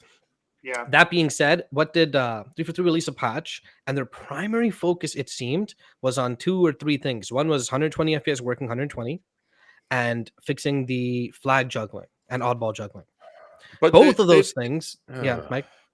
No, go ahead. I'm saying both of those things are clearly, at least how I see it, targeted towards the competitive side, right? So in a way, this kind of feels like them, again, prioritizing that side of the game first. Which I don't know. What do you guys think? If I remember the patch notes correctly, it's not even a locked 120. They say that they should be 90 or above. No. Basically, the issue was before this, it would only cap at 90. So now they're saying now it's no longer capped at 90 for a reason. It's going to be whatever it was before this update. Okay, and like my question is like, does VRR work now? Because VRR has been broken since launch, and it just it to make it so that 60 frames feels stuttery, it's I hate to say it because I love proprietary engines, but this is like another sign that this engine is just held together by bubble gum. Keep in mind that's not for everyone. Not everyone has a stuttery 60 FPS. It feels like it affects some, not everyone. It's kind of weird that way. I cannot watch cutscenes in this game right now. They jitter like fucking crazy. Yeah, so much. Wait, during the campaign? Like the multiplayer cutscenes. No, those are terrible. It was insane. Like I have the game set to low settings so that I can hit like 200 frames per second. And the cutscenes are still just like everyone's having a fucking seizure all over the place. I like it is so distracting that I just like closed it out after a few seconds and pulled it up on YouTube. So I think that's a good transition there, Austin, because remember how we talked about like this is going to be an hour show. We're not doing good. Let's transition over into. So I think we agree. There's still going to be some. There's still a lot of. I think there's a lot of. It does feel like there's a lot of nagging issues from a performance standpoint. So we won't drag on too much about that. I just still do think that is, at the end of the day, that's going to be one of my call outs for some of the things they need to prioritize. But let's move on to something that maybe is positive, which I wasn't expecting to be. Maybe. Well, let's see what everybody's thoughts are. The story. Again, we talk about expectations after what's initially been come out in the previous season. I was not expecting to be slightly interested in the cutscenes, the story. I found myself slightly interested in the cutscene story. So, what is some general thoughts there? Does it feel like that maybe they're starting to kind of find something in terms of being able to tell story through this multiplayer? They're able to think about this. They're able to tell a story for a multiplayer, but I still don't consider that an adequate story because not a replacement for campaign. I don't on its own for multiplayer. And honestly, maybe it's because I accidentally skipped the last 2 or so. Like those literally did nothing. You missed nothing. You didn't miss anything. Okay, so this is like the start of some kind of. All you have to know for this is that this Spartan and another Spartan came in after this mission deep behind enemy lines, and this one guy came in with an infected AI in his head. That's all. Season 2 Okay. had. Yeah, I mean, it's fine. It's Banished fine. AI. Like it's if this is what they were hinting at or alluding to about taking your multiplayer character and behind a more narrative structure, then that wasn't worth even hinting about. Like this is fine, but this is just seasonal crap to me. Like it's I mean it's fine, but this isn't why I play multiplayer. It's not why I play Halo. Have you seen like other gas games right now, like Fortnite or Warzone, kind of what Yeah, they do? and I cannot wait their... to skip those cutscenes either. Yeah. So they're definitely looking at that and kind of emulating that here, with these little and they need story events. Okay, I'm going to stay out of that conversation because that Halo needs to stop doing that. 343, you need to stop. You need to be Halo. I disagree. You don't need I disagree to be Call of completely. Duty. You don't need to be Fortnite. You don't need to be anything but Halo. I don't think I could disagree harder with that, because I think if you want to be a popular game, this is the model you follow. No. Like people complain, people rag on 3. Here's the thing though, when Halo Infinite first launched and they had like 20 million players and everything, people were doing that to play Halo. They weren't doing that to play a Halo like Fortnite. They were doing it to play Halo. And it's only because they haven't, they went into that genre, that realm, and they weren't able to compete in that realm that people lost. But that's how you keep players, though, right? Fortnite would not have the players it has right now if it didn't have the sheer amount of updates and additions and random crap they've thrown at it for the past 5 years. Yeah. I think you can do both. But that's also Epic having like an army of 500 developers. Same thing with Warzone. Same thing with Apex. Even Apex has seasons and new heroes and new crap constantly. Yeah, but that's all battle royale stuff. That's battle royale versus an arena shooter. So I'll just say I think it's additive. I mean, you talk about if they're not going to get a campaign. This isn't. I don't think it's supposed to be a replacement for the campaign. Not at all. Completely separate. No, it's just an additive. So I'll give you my thoughts. I actually was pleasantly surprised. I wasn't expecting much. I thought they had a good quality, like even the way they kind of cut things together in terms of like what's happened up to now, kind of like I thought that was all pretty high quality, like in terms of how they the production values were nice, right? And they introduced the character. I like this in that I think you can start to build, add some things to the universe. They already do through books and comics and everything else. And why not just have I get it. It's not why anybody plays Halo, but if you can start to like use it as just as a tool to kind of what Halo has that Call of Duty doesn't have, because Call of Duty does have their cinematics as well, and I could give a shit less about theirs. But Halo does have an expansive universe with a lot of interesting things and a lot of areas that they don't even cover in the campaign recently, and holds to the story and things like that. And I think bringing in like a character that maybe you do something with this character later on, right? Like the stuff that they're doing today, you could bring that into the next campaign or tie some little pieces in there. Like I just think back to Halo 5 and like how underdeveloped Locke was in the games. Like I feel like you might even be able to do more here to build up this character and over the next and I'm not saying that as like necessarily that Halo 5 did set a very high bar there, but it's just kind of it's an additive, right? And so I did think it was actually a good quality. I thought it was a good quality. I'll call this a start. Just real quick, I agree with everything. Like regardless of me not caring about a multiplayer story, what it was really good quality. Get that out of here. We had to take something from them, okay? We don't have the accents, all right? Wait, get what out of here? What happened? No, irregardless. Oh.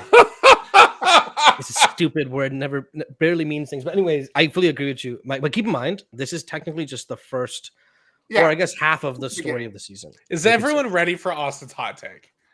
I've been waiting on bated breath. We've needed some drama. I might as well. Let's go. Legitimately, specifically this season's cutscenes so far, this is the most Bungie era storytelling in a Halo game that I've seen in a decade. This feels like something out of the Bungie era Halo titles. Why would you say so? Weird, because like the core of the storytelling like hinges on like memories and stuff like that, which has kind of been more 343's route. But this feels like this. Okay. I don't think I'm wrong here when I say this, but this feels very much so like Joe Staten was 100% responsible for at least the major story beats. Maybe not like dialogue and everything like that, but this feels like Joe Staten as writing. I mean, he could storyboard the whole, not storyboard. He could do the. He probably narrative directed the entire thing. Yeah. When he ends, which makes me think that like. Not because it feels Bungie era, but I genuinely feel like the direction that they're going with this right now is some of the best storytelling that we've gotten in a Halo game in a very long time. Yeah, well, better than the majority of Infinite's campaign. And if you've seen some of the spoilers to tell, I think it's a little early still, personally. So, Austin, I will kind of say this because as somebody who's a Bungie era Halo fanboy in terms of like the identity of the game, right? Like I'm good with all the changes. I'm not against sprint, of course, but like when it comes to like just the identity, like the tone, like original Bungie Halo like set things up with a lot of. They just would make a cool scene. And they kind of give you a little bit of. They make something interesting, but they'd also leave some mystery in there. So I get what you're saying. Like it kind of captures a little bit of that, and maybe that's kind of what I was getting to. Like this could be a chance for them to even sort of play around with like storytelling in a way that could inform them for how they'll approach the next campaign, right? Like maybe it informs the identity, it informs how and it gives them some more building blocks for that stuff. So honestly, considering how disjointed they usually are, I don't see that happening. It could happen, maybe, but I would not bank on it all. Because I mean, like what happened last time we thought that, right, with Halo 4 and Spartan Ops. That did not. I didn't like Halo. I think I'm in the minority. I actually didn't love Halo 4 start. No. What I mean is Halo 4 Spartan Ops, which is building hated... up off of Halo 4, right? And people are thinking, hey, Halo 5 is going to build off of this, which is the post Halo 4 story. I get what you're saying. For about 40 minutes, they did till they killed the dude off, and then they completely ignored all of it. You know what I mean? Yeah, I get what you're saying. So what? But that was a mistake, right? So maybe that they can, maybe they can learn from that because they really probably should have kept.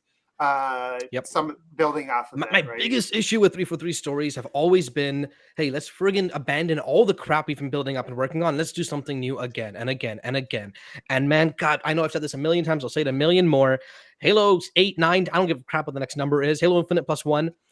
It better be the same goddamn characters. All right, build. Don't reboot anymore. Well, so that's I think you've already said it. But like 343 is so bad about like, the community didn't like latch onto this super hard. So like we can like tweak some things, and I think because game development is hard and it's a long and arduous process, they get to the point where like, okay, we've actually just stripped so much of this away at this point. Like, let's just go ahead and do this different thing. Soft reboot. But I really feel like Infinite is a solid place for them to start. Yep. Yeah. Mm-hmm. Yep. Yeah. Especially because this multiple story is still building up the Banished, right? Right. Like, yeah, it is. Yeah. But the one thing that I do like about this multiplayer story versus the campaign and every other 343 mainline story, for me, Halo's story has always been best when less is more. And that's kind of what we have here. Yeah, and I agree with that. They went completely opposite direction with Halo 4 and 5, especially Halo 4. My issue.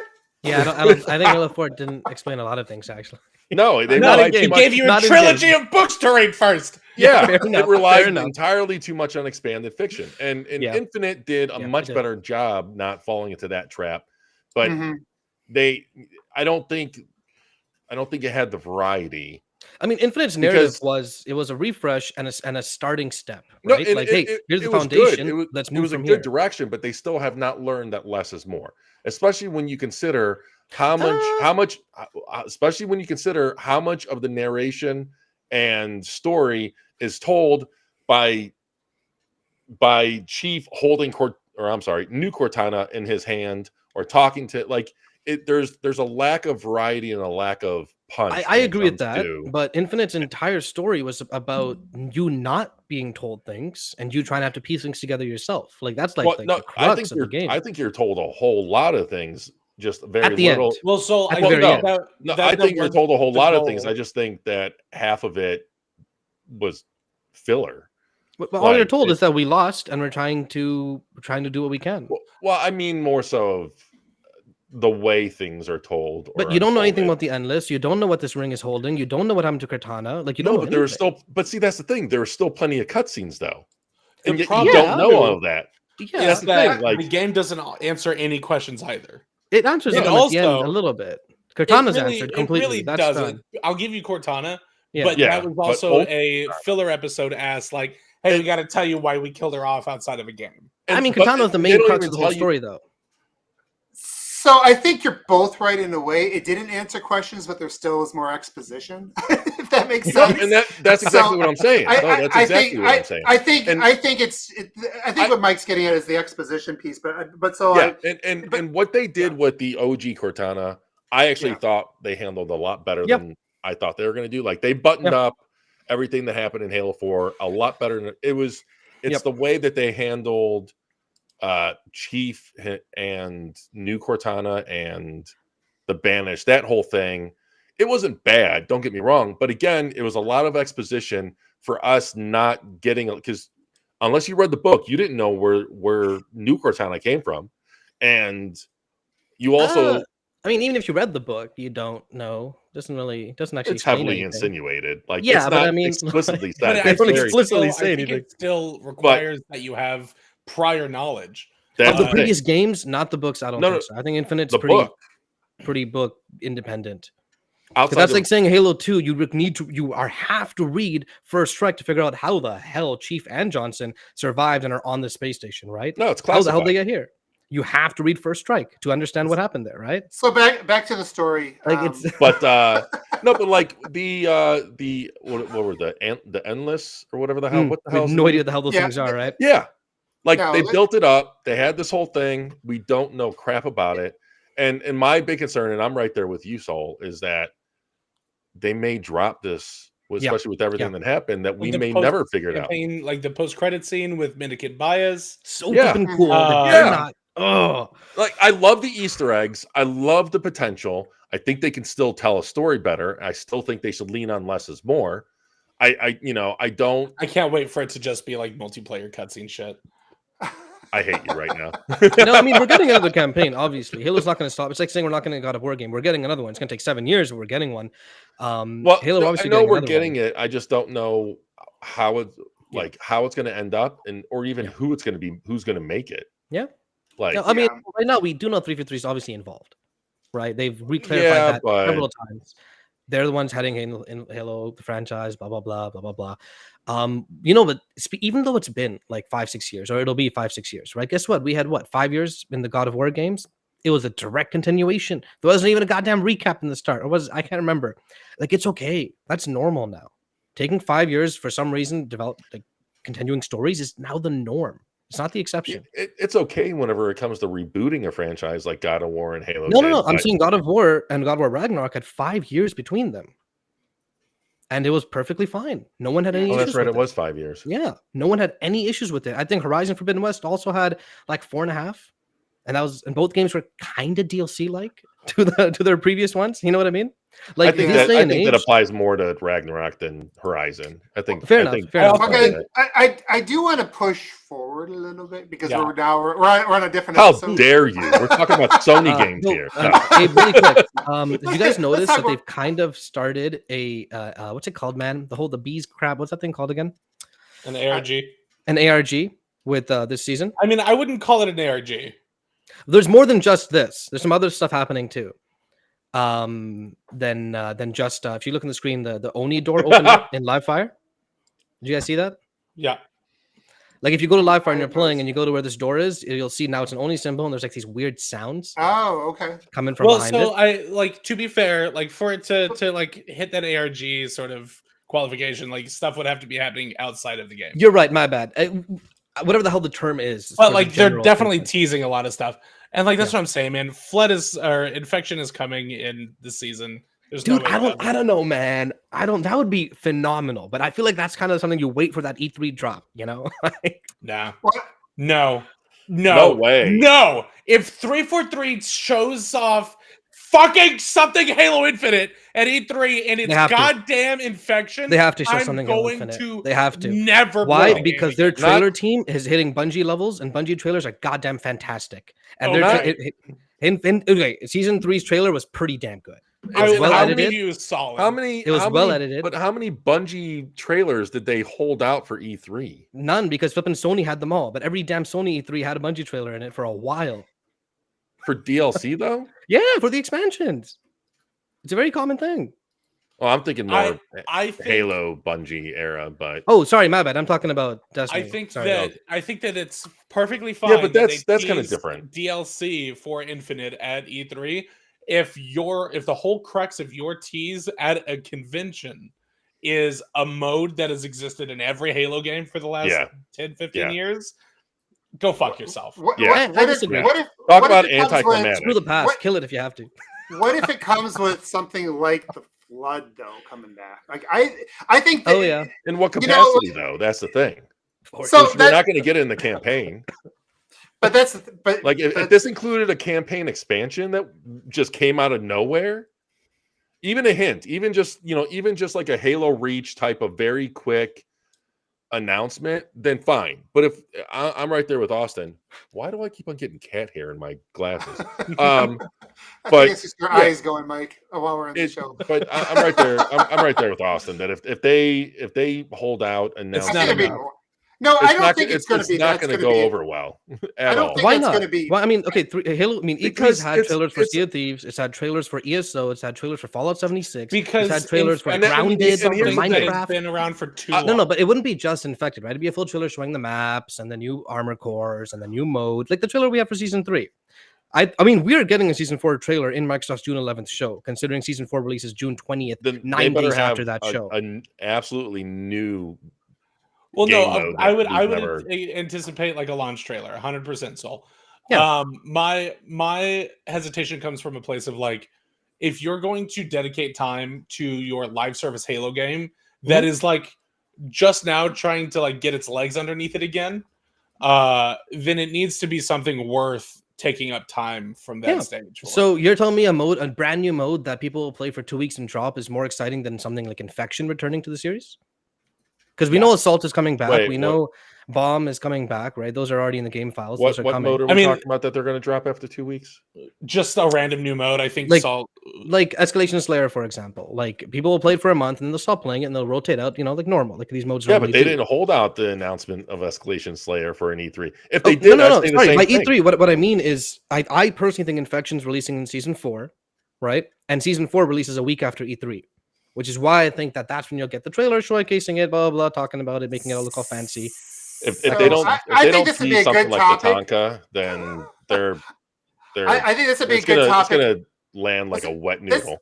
This will be a good topic in like 2 months, I think. To revisit. Fair enough. But like at the end of the day, we don't like it's all context, right? Like it's not, you can talk about Infection if it's just regular Infection. My whole thing is, in the state that Infinite is in, both game-wise and especially mindshare-wise, you have to come out swinging big. You have to make a huge impact. I disagree. I think smaller hits makes more sense because swinging big means waiting 4 years, and they can't wait 4 years. I don't mean like campaign big. I just mean Tatanka is still at least, if you switch to flipping another engine, it's gonna be another like 2-3 years. You want to tell them to wait 3 years before releasing anything for Halo? That's not gonna happen. And it's not like E3 is a sacred event, right? You have smaller trailers show up all the time at E3. Heck, ESO 76 was at E3 last year, right? People complained about it. Guess what? Both games have a ton of flipping players. Yeah, right? I just going back to what we talked about earlier, like it's really more about the consistency, right? Because that's really what tanked this thing to begin with. I think it will take something really big to bring back the base. I don't know that 3 months from now is that special relaunch that's going to bring it. I mean, it'll take Firefight. Right? Like it takes something pretty substantial, and something pretty substantial probably means a long development cycle, and who knows where they're at with with Tatanka, or even the firefight that we know is kind of in process. So I agree with that, and I still think you can if you had the flood story beats in there, because people haven't seen the flood in a few games. I think just seeing a flood introduce some way, shape, or form into the game, like maybe you do bring in like we do know flood isn't going to be infected, right? That's already confirmed. Infected has nothing to do with flood. It's with the AI and that kind of stuff, right? So if you can bring in flood, you can bring in flood into Forge mode. It's kind of I don't know. Yep. I don't know what that is, but I think you could probably. I agree with you guys in that if they're showing off something Halo at E3, it should be exciting. I fully agree with that.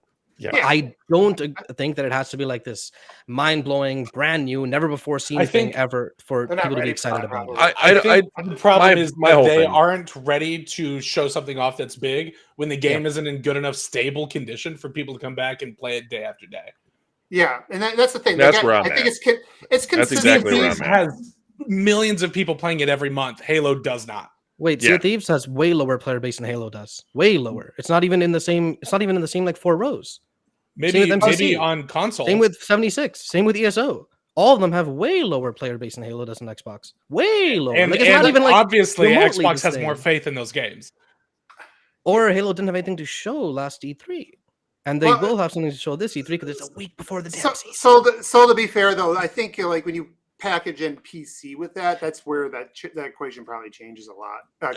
That much? I mean, Sea of Thieves PC player base is what, 15? I mean, if you're gonna argue with me when I talk about Halo player base being super low because Steam numbers aren't indicative of console numbers, then yeah, 100%. Oh, I'm not saying those games have low player base numbers. Those games are still clearly played well enough that a lot of people play them. They release trailers, they do everything, right? But you can't use those games to then say, hey, these games are big, Halo isn't, when all those games are below Halo on the list for Xbox, right? It's everything, right? On console, yes, on console, definitely. What I'm saying is like, you can't say these games are big, Halo isn't, when those games are below in a certain thing and above another thing, when the exact opposite is true with Halo, right? I think it's less about one being bigger than the other, and one like Sea of Thieves generally having new content worth showing. I didn't agree with last year. And my bigger grievance with Sea of Thieves is that they've showed it every year for like 8 years. Yeah, and clearly it's worked for them because it keeps doing well. Yeah, and honestly, I'd much rather them just have a sideshow that's released later on the year, all for DLC, for all of that stuff, and keep the main show for. And no one would watch that. No. Plenty of people watched Paris's later show 2 years ago. That was by plenty. Do you mean like 10% of the E3 show? The people that care would watch. Yeah, but no, the whole point of these trailers though is to get people that haven't played, right? Like, you know that recent developer direct? It literally got me to install ESO. I'm like, yeah, you know what? You finally got me. I'm installing this damn game. I'm giving it a shot. You know what? I was ready to do the exact same thing until I saw the small print. So now we got timestamps for God of War, Sea of Thieves. I'm putting them all. I just pulled it up, and Sea of Thieves is averaging anywhere from 15 to 21,000 players on Steam alone. On Steam, that doesn't count Xbox, like Xbox's PC launcher and stuff like that. So yeah, like Sea of Thieves definitely has a larger player base than Halo does on console in comparison. I don't know about that. All right, well let's keep moving. I mean, these are numbers none of us actually know. But for reference, Halo's 19 on Xbox. Wait, last point. 5, 10, 15, 20, 25, 30. Sea of Thieves is 35. We'll do some data and analytics off. Though really, Halo is kind of growing again on PC for a bit since Season 2. It capped at 12. It's now down to like an average of 7.58. I feel like if they can keep it around there for the next couple months, that's pretty good. It's a good first step. They definitely need to do better there, though. Yeah, I really do think it just comes down to the consistency. And at the end of the day, you know, the one thing Sea of Thieves does have is it does have a pretty positive base overall, you know, within that community. So hopefully, like I do think some fan service. I think showing the flood again would be some fan service. But you know what Sea of Thieves has? Is these terrible timed events. I hate those so much. I absolutely hate that that stopped me from playing it. And the entire game's updates are based on those timed events. But all right, Sea of Thieves section of the Halo podcast. If that's what they got to do to get those PC players, I don't want Halo to do that. That's Halo's already doing it. No, not to the extent where it's like story content time gated, man. That's next level. So guys, All right, let's just kind of go on. We didn't cover cosmetics and things like that. And there's only so many things you can say about it. It's okay. But let's. Skip it. But I had a bunch of videos saved. Let me play that. I am going to actually just do a roundtable. We're just going to kind of clean up the last few things here. What are the things you like best about what you've seen so far, and then maybe what is some of the things that I don't know if we want to go down glaring issues. We've already kind of talked about some of that stuff. So what is something you like best, and then what is something you hope to see? Really, like what is the next focus that's still kind of a gap that you'd like to see them hit next? So we'll go ahead and start with you, Austin. Austin, you've been sitting there. Like PC performance is still rough. Don't get me wrong, I'm hitting like decent frames, but my computer doesn't run as hot as anything as hot as it runs Halo Infinite. And that feels like a problem. I'm running a 30 series card. I'm running a 10900K. My computer should not be fucking chugging during Halo Infinite gameplay, and it is. I think PC performance is like the biggest thing that I'd like to see them address right now. And something that surprised me a lot that I really like are the UI changes. Just like little tweaks here and there, and I think it helps the game look a little bit better. All right, cool. So what's your thoughts on that? So in terms of stuff that needs to be fixed, still and some of your maybe something that really stood out to you is like you like best, and you can call out some little side. Wait, like best first or fix stuff first? Yeah, go positive. Okay, like stuff first. The armor core is pretty cool. The new one, which one? Mirage. Chimera, I need to wait and see what they give us in the event, because if they give us like the cool helmet, I'm happy. If they give us a not cool helmet, I'm not happy. I think we're getting the cool one though. I'm not sure. But the armor core is cool. Honestly, it just feels, even the addition of one new weapon really kind of changes how it feels, especially after you've been playing with the exact same sandbox for 14, 15 months, you know? And I look back a little bit, and Halo 5 was the only Halo game before this to have new sandbox editions post-launch. Not a single Halo game has had a new weapon added onto it since. So it's not like it's something like a staple for the series, even though it is a staple, obviously, for the genre these days. Yeah. So I'm kind of excited, but also kind of cautiously optimistic, or cautious rather, because I don't want it to be like Halo 5 where there's 6 BRs, right? Yeah. Oh, God, no. Like that's what I was worried about pre-launch. Yeah. Like I hope they don't feel obligated to release a new weapon every single season if seasons are 15 weeks long, right? Not into the core game. You could probably do it for side stuff. I feel like if the core sandbox feels filled out well enough, which I feel like it's already very close to being, then just introduce cool power weapons and slap them on certain maps. Yes, I fully agree with that. Yeah, some cool things that don't necessarily. No, dumb. Give me dumb. I like dumb. Actually, fair enough. Give me dumb. If it's a side thing, it could be dumb. What I want them to still do is honestly just quality of life stuff still, man. The performance isn't where it should be. I fully agree with Austin there. The goddamn challenge system. Oh my God. Right now, actually, not right now because I finished it, but literally yesterday, I checked my challenge. You know, there were 4 challenges, all of them saying get a kill with a sword or a goddamn gravity hammer. 4 challenges with 3, 2, 5. I had 3. Oh no! I'm saying it's like one of them was get 5, one of them was get 3, one of them was get 1. All at the same time, right? Yeah, all at the same time, man. I had the exact same thing where I had to was like, what is this? And dude, I don't care if they're really strong weapons, right? I don't care. It messes with the way I play. Now I'm suddenly holding back. Now I'm suddenly running towards gravity hammer spawns instead of actually playing and doing what I want to do. Please, God, don't do this. And you know what my next 4 challenges were? Get 10, 5, and 20 banished kills. Banished weapon kills, which admittingly is much easier because like the strongest weapons in the game are generally banished. I got like 4 kills with the shock, like the next game I played. But still, oh God, I hate that. Please fix that. Fix the friggin' quality of life issues. Give me cross-core. Mention it. Talk about it soon, hopefully. But yeah. Yeah, Mike, how about you? Like something, and it could be something that we haven't touched on yet, like something that really kind of stuck out to you, surprised you. Like, I was going to say exactly what's one of my things was going to be what Soul said is, they need to revamp the challenge system. It still affects player behavior, and the moment player behavior is affected by the challenge system, it can fuck right off. And quality of life. Even if it was just use a power weapon, you know, something a little more general. We're like, yeah, obviously I'll pick up a rocket launcher and use it. Of course, I'll go for power weapons when they pop up, right? I'm less bothered by the power weapon ones because people are going to pick that up anyways. No, what I'm saying is, why is it specifically these two goddamn weapons screwing with my playstyle? You know, like that's just. I'm not a fan of the UI. I still want that completely changed. Yeah, you mean like the scrolling left and right for everything, right? Well, just everything, scrolling left and right, the art of it, it does feel better, or at least feel more polished, I guess, outside of the stutter, if that makes sense. Because there are times like where I try to cancel out a matchmaking and that just didn't work for whatever reason. It just seemed really buggy and unfinished. Honestly, I'm kind of like a mix of what's been said. I don't want them to go haywire on the sandbox in terms of weapons. I want them to hit a nice balance and, just keep it there. Work on the balance. How would you feel if they vault weapons? Because they want to keep adding new stuff, but they'll I would vault hate stuff that. like I would Commando absolutely a year from now. hate that. Absolutely.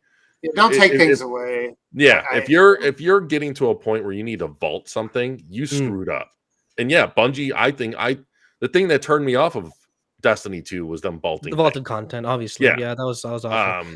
But it's not just Bungie though. It's every live service game these days. No, I think Fortnite's definitely vaulted stuff. Warzone, Apex, Overwatch, maybe. No, not Overwatch. What the hell is it? But like, doesn't Fortnite mostly vault things based on just the seasonal theme? It's a whole different approach. Yeah, I don't think that is different. That to me, that's different. That's more something, because like what was it, like Dragon Ball Z was a few weeks ago or a month ago or something, where that to me is okay. And that really that's Fortnite's thing. I'm okay with Fortnite being that. I wasn't okay with Destiny doing that because Destiny 1 didn't do that.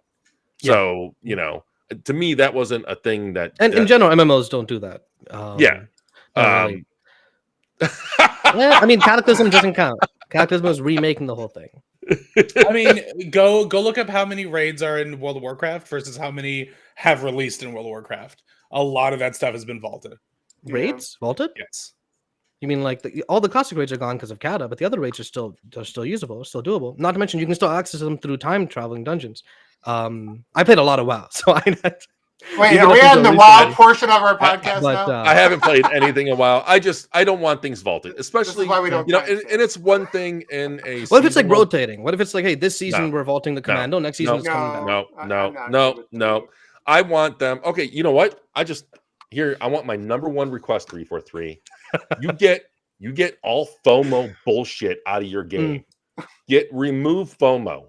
You want people to play your game? Then make it fun to play. Just people didn't need FOMO to play.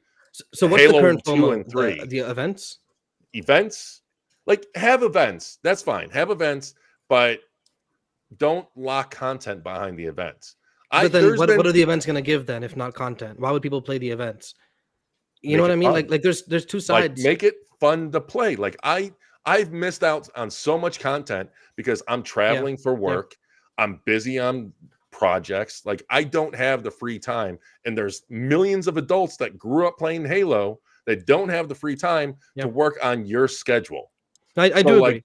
I do agree there. Yeah, I had to get ready for a Destiny raid last week, you assholes. Mike really doesn't want to miss out on the bunny tail. So, Mike, what did you like? What did you like best? Did you say? Did you already cover that? What I like best is just the balance, like what they brought with the new equipment. I think that's a good call. The maps, like everything works. Everything is better than expected, except for and it wasn't worse than expected. What's the BTB map? I'm sorry. Oasis is pretty much what I expected of it. So it's not and worse. That's almost disappointing, right? Well, the only thing that's disappointing is when I saw the announcement or overlay, like the overhead trailer, I was like, it's going to be tough navigating a tank or wraith through that.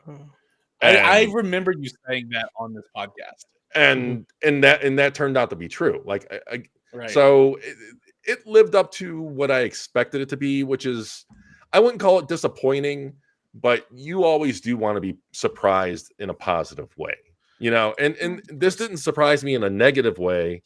It was what I expected, which I'm not going to take as a bad thing, but yeah, you know, I mean, hitting expectations is a step in the right direction. no, you're not wrong there. You're not wrong. So Wait, really quick before Yeah. you go, one last thing I wanted to mention was I'm liking the music. Season 2 had some good music. Season 3 has a couple really good tracks that if you're on the main screen and you don't play right away, it plays through the whole track and it's pretty solid.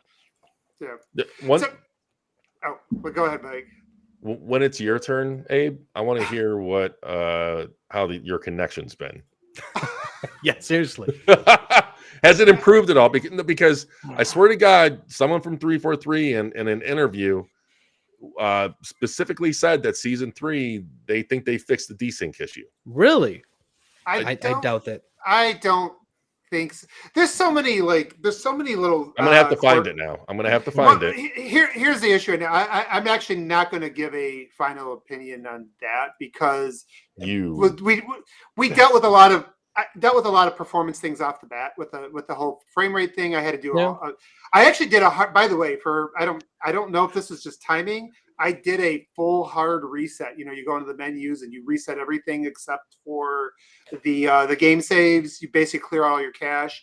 For some reason, I went back up to 120 stable after that. So I think there's something going on with the caching. Is that done between Tuesday and Wednesday or before that? It was like on the second day I did. Oh, nice. Okay. That's Halo Infinite has had a memory leak problem in the past. Yeah. So I think there's something that has to do with that aspect of it. So I'm not going to comment too much about performance just yet. Hopefully they continue to review and work things out. There wasn't like this immediate like, oh, this feels better. That didn't jump to me, but it's too early to kind of call that out. You know, by the way, did any of you guys think that one of the new armor cores looks a lot like the Spartan that they showed in the Apple press conference, like way back in the day before Microsoft bought Bungie? I swear, I definitely get Crisis vibes from it, but I wouldn't say it's like OG Spartan vibes. There was like the one if you look on the main screen, not the Crisis one, the other one, not the goofy helmet. The main screen. Wait, which main screen? Or the main for the season the picture. Oh my God, I'm so confused. Like, did he send an image? Like, what? What are you talking about? Oh, you mean like the helmet? The loading screen? Yeah. The helmet. He means the helmet from Mirage. Yeah. Anyways, I thought that was I fucking hate that it's called Mirage. I know that it's the SPI armor. I know that, but like it bugs the shit out of me. They even referenced SPI, I think, when they talked about it, like the words. Yeah. Well, when 343 announced it, they were like, "Yeah, it's the SPI armor from the Ghost of Onyx cover," and they were like, "Fuck you guys, we're gonna call it Mirage, okay?" So going with my positive. Actually, I'm going to steal your guys' because you covered a lot of them. But Mike, I'm going to agree with your positive with the balancing. We said it before. I thought the Shroud and even the Bandit both have they feel like they fit really well without really being bloated, right?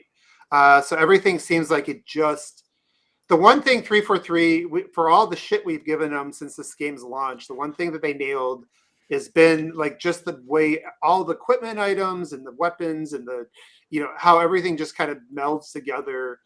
It's a lot of moving parts, a lot of variables, and somehow they've, a lot of the time it really fits. And I think they did it again with that aspect. And so I would definitely want to give them credit for continuing on that. And my negative, it really ties into what you said, the progression, like I'm tired of the challenge system. God, it's total garbage. I want an overarching challenge, like progression too. Like, and I'll finish them in 2 hours, even when they're this crappy. I'll finish it in 2 goddamn hours, right? But it's so frustrating, man. It's not fun. It's not fun, really. It doesn't fit Halo. That's the thing. It doesn't fit Halo, and that it's anti-Halo. Halo's always been the thing that it gives you all. It's this big playground. You go if you want to go in the swings, go on the swings. If you want to spend your whole recess on the slides, go play on the slides. Here it's basically saying you got to go do hopscotch for 10 minutes, and then you got to go and then you got to go down the slide, but you got to go on your stomach. It's like you've made this amazing sandbox. It plays amazingly. The variety's awesome. And then it's like, hey, by the way, you better pick up this damn weapon or play Fiesta for 10 games and hope you get your crap. Yeah, so I think we're on the same page. But overall, I'm going to just think, just summary. It's a step in the right direction. It does meet expectations for what I think a season should be. I think that's the perfect way to summarize season 3. Yeah. Step in the right direction. Step in the right direction. It doesn't change the world, but it is. Even like the main game mode, Escalation Slayer, right, which is traditionally an FFA mode, right? Even that one, they're like, hey, the main game mode for the season. Guess what? We heard the complaints. We heard that friggin' LSS was only single person queue, and no one liked that. So we made this one have both a party queue and a solo queue when it comes, right? I really like the BTB Super Fiesta with the campaign variant. I need to play that. I still haven't played that yet. It's a lot of fun. I played that earlier today. The daily challenge thing. So now it used to be the bullshit thing, and then they made it so that every game you played, you got 50 XP points. And now there's a daily challenge that's worth like 1,000 XP. So it should be 500. There's one daily play one game a day, you get 500. Is what the current change is. Okay, so I had a double XP boost on, so that makes sense. Yeah. And you still get 50 XP for just playing a game. You get 100 for being MVP. And the fact you get that another it shows 150. you, it does the math for you in the game now for your double XP. I was like, what? I am blazing through this battle pass, by the way. Like, I'm already like near 30, and I don't know. All right, let's move on to community questions. Yep, we have a couple questions. All right. Oh, we're not done? It's only 2 questions, and one's not a question. You're almost done. We are never done. Okay, first question by Mort. Hello, Spartans. I was wondering if you could have a segment with best skins/store items every episode. Call it something like Mike's and Abe's skin packs, where Mike and OneBad go through their favorite skins, added, and stats. I'm sorry, just the name kind of threw me off because that's kind of disturbing almost. I'm just saying, like a horror movie. Seriously. Mike and Abe skin picks? What the show are you trying to? No. I mean, this gives me like Mr. Skin vibes, but I feel like you'd have Silence to call of the it, Lambs was the first thing that came to my mind. Yeah, I was thinking of like no, the website. Else, The website. Don't look it up. It's not. It's an over 18 website. Oh my god. But to answer this question, yes, we definitely should. I'm fully on board, Mort. We should make this a regular part of. We need regular parts, anyways. We should make Mike pick his favorite bunny ears and wear them. Why do you guys hate me? Why? Can we get the site to buy Mike bullshit cosmetics and he has to give genuine reviews for them? I would be fully down for that.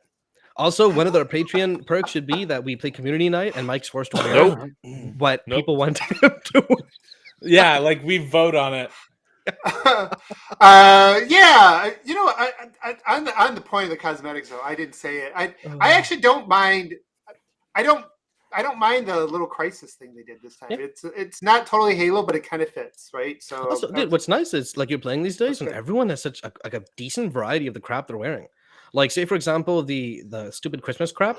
People wore that for 3 weeks and then they stopped wearing it. You know, I can't remember which armor core I looked at. I think it must have been the Mark 7, but I was like, there are so many goddamn coatings in this game now. Yeah. This is inscrutable. I hate it. So speaking of coatings, friggin', you guys see John's coating, man? Only like 6 people have. Yeah. It looks so good. Yeah. For those who don't know, John got a coating as a forger who has a map in the playlist, and it looks really good, and then he had to ruin it with cat ears. That's all I'm saying. No, he made it better with cat ears. Do you have to have the cat ears with No, he chose to have them all. Oh, that's okay. Because he's got real taste. Anyway, next question.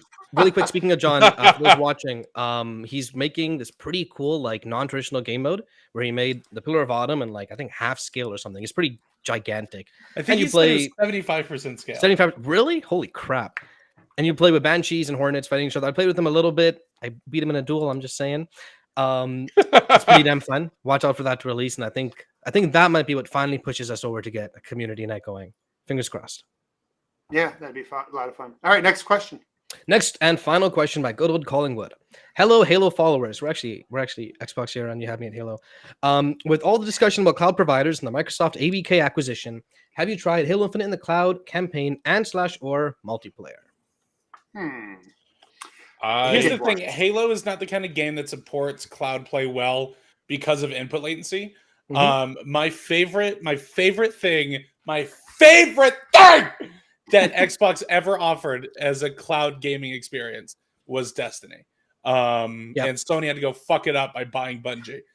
But like being able to like sit down when I was still working in retail and like go and grind out like daily bounties and shit on my lunch break at like, you know, low effort kind of stuff, that was amazing. But like jumping into multiplayer to do challenges is a lot harder with the cloud, you know, input latency discrepancy. Like maybe if there was like firefight or a PvE mode where you don't really gotta be like your best ever, it might be doable. But right now, Halo Infinite's multiplayer is unplayable on cloud, and I've tried a lot. I've tried in various places. I've tried on my phone. I've tried on another person's console. It is unplayable. Well, you know, you want to know the reason. The challenge with it today is that your ranking is going to be based off of how you're playing on locally, and then when you get on cloud, it's going to reduce your performance.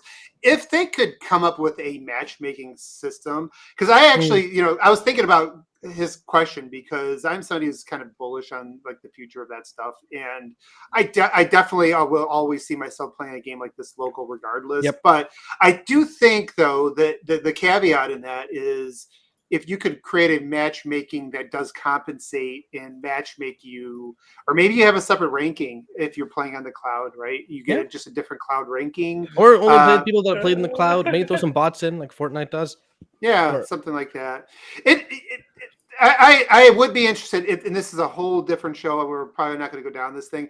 I would be very interested to see what happens, assuming this thing does close, which I still think it will. You know, COD does have hashtag zero concession. This you know, the one of the things that Microsoft has already said that they really are, that part of the reason they're not going to divest COD or even consider it, despite, you know, even though this is a lot of it's about mobile and all this other stuff and, you know, cloud, is that you know, it's not just the Candy Crush that informs them with the mobile. It's how they brought in Diablo and how they brought in Call of Duty into the mobile space, and how they're so big, right? They're big. They bring in a completely different player base. You know, it's a lot of gamers. You think you could see like a Halo mobile? I think so. I think that when they do this, it's going to inform the rest of the. There was almost a Halo game on the DS. Yeah, really? Microsoft, DS? Yeah. Microsoft. Right now, Microsoft does not know how to move over into that direction. There's just too many things they don't know. I think ABK does know, and they have had success, probably more than anybody else, aside from maybe Epic, in that transition. And I think that could be good for Halo, even if I will never play it on cloud. I think just bringing in that base and start to widening the appeal of the IP across, you know, gamers that wouldn't otherwise access it would be a great thing. So I do hope that it is something that they're able to pull off after the ABK acquisition of the future for the health of the franchise, right? So, but yeah, I've only tried it once, and it was, you're gonna get smoked. The campaign it was playable though, at least a little bit. I thought it's more forgiving. Yeah. I think on easier difficulties, absolutely. Yeah. But I wouldn't like try to do like a mythic run. No, God. Campaign on the cloud. Well, there's a lot to it, and it's like I said, a whole different show. But they can actually tweak the experiences. You can actually, you know, overcompensate for the latency, be more forgiving with shots and things like that. So, and like I said, there's probably outside the box. And like honestly, it's probably just the tech too. Like I didn't have Stadia for long, but I got the thing when it was free, and I played a fair bit of Destiny 2 PvP because it was free to play. What the hell is on my living room TV? That was perfectly playable. I was getting kills. I was having a good time. Stadia's latency was so good. I'm so mad about Stadia going down. Dude. Another fun fact is the only way that you could natively play keyboard and mouse in Destiny PvP with console players wuthout having a console player in your lobby is if you played on Stadia. It would only queue you with console players. It would never queue you with PC players. I think that is so funny. And I would still get shit on because I was just like, no, wait, I'm trying to look over here. Now I'm trying to look over here. But Mike, you didn't say anything. Oh. Well, I'm sorry, about what?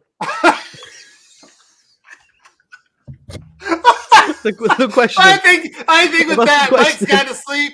I think it's time. Oh, the question. I'm sorry. Yeah, no. Should I read the question? No. I know a question. That was definitely the blue screen. I didn't know it was about Destiny or whatever, or Stadia. But no, no, I played when I hurt my leg last year and I couldn't walk for like 8 months. I tried it on a laptop, tried it on my phone, garbage on both. Yep. But it was also on Wi-Fi. So honestly, I can't have a decent experience unless I have it through a wired connection on PC or console. And even then, I still would not do it. Even campaign, I think is a little too much with the latency. Like campaign wired is doable. I want to say, like, if you're playing on an Xbox, like that's why I played it on a friend's Xbox One, because I wanted, I'm like, dude, I want to play this game on Xbox One. Screw that, and I did, cloud streaming, and it played okay. See, I thought I tried the same thing because I just experimenting because I got the 2 Xbox Ones back there. Yeah. And I wanted to see what would produce a better experience, playing through Halo Infinite through the cloud or playing through Infinite locally on the 1S. And I still preferred 1S. It felt more responsive, even though it ran at a lower frame rate, even though it had frame pacing issues, it still felt better. I'm not saying that it's not playable. It's just I think I'm in this weird no man's land or Bermuda Triangle when it comes to cloud gaming because the tech is quite there yet. Yeah. No, the tech is definitely not there yet, but it doesn't matter what I try, whether it's PlayStation Plus, whether it's Stadia, Xbox Cloud. It also depends what you play, right? Like I've played like 10 hours of Slay the Spire on my phone, like not the Android app through xCloud, and it's a goddamn turn-based game, right? So obviously it's gonna be perfectly fine. And even like Vampire Survivors is actually pretty playable through xCloud, I want to say, but not every game. Yeah. Well, you kind of. I can't do, especially Vampire Survivors. No way. It was actually really playable. In fact, at one point, I had to put my phone down because I just had no updates, and I had 10 minutes left on the map. I'm like, I just put it down on the ground and let the game play. I don't think any of the cloud carriers want to put a server near me because it just now there have been some times that I've right. It's the Florida to the north, but everywhere apparently. Now there are some random times where I'll load up a game through cloud on cable, through a wire connection, and it's better than I expected. I still preferred local, but it's better than I expected. You can always tell, right? You can never not tell you're playing on the cloud ever. That's my issue. I'm very, very sensitive to latency. Like when the backwards compatibility.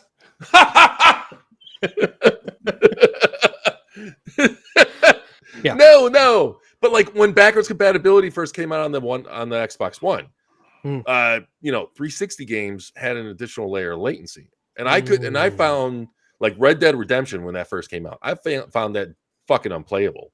Yeah, through backwards compatibility, and then they specifically addressed that in a emulator update, and it improved it immensely for me. But I can't. Yeah, no, it makes sense. I'm not when it comes to cloud gaming. I'm not the person you want to talk to. Yeah, I like to keep an eye on it for technology reasons. It's got to hit good curiosity. Enough, right? Is the goal for cloud gaming? And for you, good enough is obviously a lot different than the 5 million playing Fortnite for some reason on cloud. Oh yeah, and don't get me wrong, I love it as an additive, but I will quit gaming before I accept it as a replacement. I don't think it'll ever, not in the next 30, 40 years, it'll ever fully replace it. Not ever, unless physics changes. Especially not in our lifetimes, right, Mike? I mean, especially. Oh yeah, thankfully I'll be dead long before it's over cloud gaming. Yeah, that'd be future, but the far off future. All right, I think we're good on that. Yeah. With that, let's wrap things up. Austin, do you want to take it? Yeah, guys, this has been the You Had Me in Halo podcast. What a great time. I'm just as disappointed as you are that we couldn't have an episode 69.2. But that's okay. We'll get through it, and eventually we'll hit that 420 in the sky. Gentlemen, smoke them if you got them. Let's start with Soul. So, what are you working on right now? Where can people find you online? You doing anything cool that you want to talk about? Let us know. I've had a pretty hectic week. You can find me online on Twitter. Probably the coolest thing is that I did get approved to go to E3. Woohoo! Press Media Pass. Well, approved isn't like I have the pass to get there. I still got to work out the logistics of actually getting there because, god damn it, why is flying still so expensive? It's 2023, people. My ticket shouldn't be $200 cheaper than a ticket to the goddamn UK. That being said, I think I'm working on a kind of a cool video about Game Pass. Should be coming out next week. Keep an eye out for that. By working on, I mean editing it, not writing it, because I'm decent writing, but I don't write. So no, that's rad. That's super rad. I'm excited about the video and stoked to see you go to E3, man. Hey, maybe more of us will go, man. That'd be fun. We should. I didn't realize that. I didn't realize that each person had to be approved. I thought the site was already pre-approved because we were at like E3 online last year or 2 years ago. So I thought we were all that weird. Well, the problem is E3 is like its own separate thing, right? So by E3, I don't mean like Xbox's show or EA show or anything. I mean specifically their crap on Monday, Tuesday, Wednesday, Thursday, where you need passes to get into. Yeah. Mike, what about you, buddy? Where can people find you online? What are you working on? I am everywhere online, everywhere and nowhere. No, so Mike _Skiles or _Mike _Skiles is Twitter handle. Which one is it? It's the underscore. It's how it is on here. Okay. Because there's another Mike Skiles out there, some bastard. But so be sure to look out for my video tomorrow. I'm gonna try to have a follow-up video a week later relating to the same game. Nice. Covering technology of it, like comparison. Nice. Then after that, I'm hoping to finally finish that Dragon Ball video. I'm looking forward to that. Assuming my work doesn't want to send me to some other state for a week or two. Because I found out about the whole Tampa thing like 3 days before it was like Wednesday. They're like, hey, can you fly out Monday? Yeah, sure. I mean, they're paying for it, so I'm not gonna say no. So I've been busy.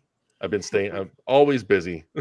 No, of course, man. I'm legitimately excited about the Dragon Ball comparison. I really enjoyed the game. Oh my god, I have over 100 hours on it. I have like 120 hours. God. I love awesome. the game. That's I awesome. love the game.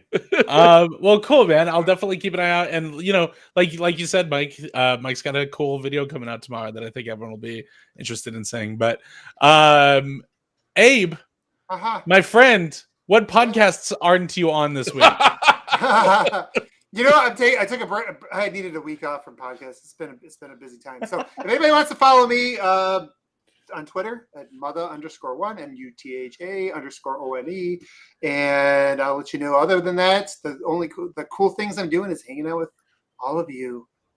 Aww. I almost threw up. No. Guys, my name is Austin Ford. You can find me on Twitter at AustinFordGames, where I tweet about Destiny and my fitness journey, which is my least favorite word of all time. I gotta say that has been absolutely badass to just see. Yeah. Like that's one of the that's one of the positive things. I'm not gonna lie. I'm not gonna blow smoke up your ass. That's one of the positive things I love seeing on Twitter. Of all the negativity, of all the controversy, of all the bullshit, that is awesome because it does drive me want to go to the gym more than I really should. It's insane to me how much it's become one of my favorite things to do. It's super rad. It makes me feel better, like mentally, physically, emotionally. I could not recommend going to the gym more for anyone who is even considering it. But you can catch me around XboxEra. I'm working on wrapping up my Destiny 2 Lightfall review.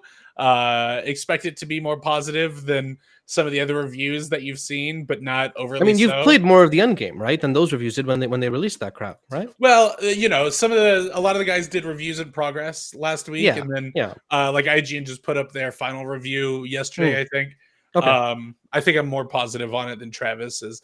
But you can also catch me over at jinx.tv doing guides for games like Sons of the Forest and Destiny 2 and some other cool stuff. I have a massive guide going over the new raid coming out sometime in the next couple of days. It's like 3,500 words. Go enjoy reading my word vomit about Destiny raids. But guys, thank you so much for hanging out and watching another episode of You Had Me at Halo. We love you guys so much. Until next time, be safe, have fun. We love you. Good night. Bye.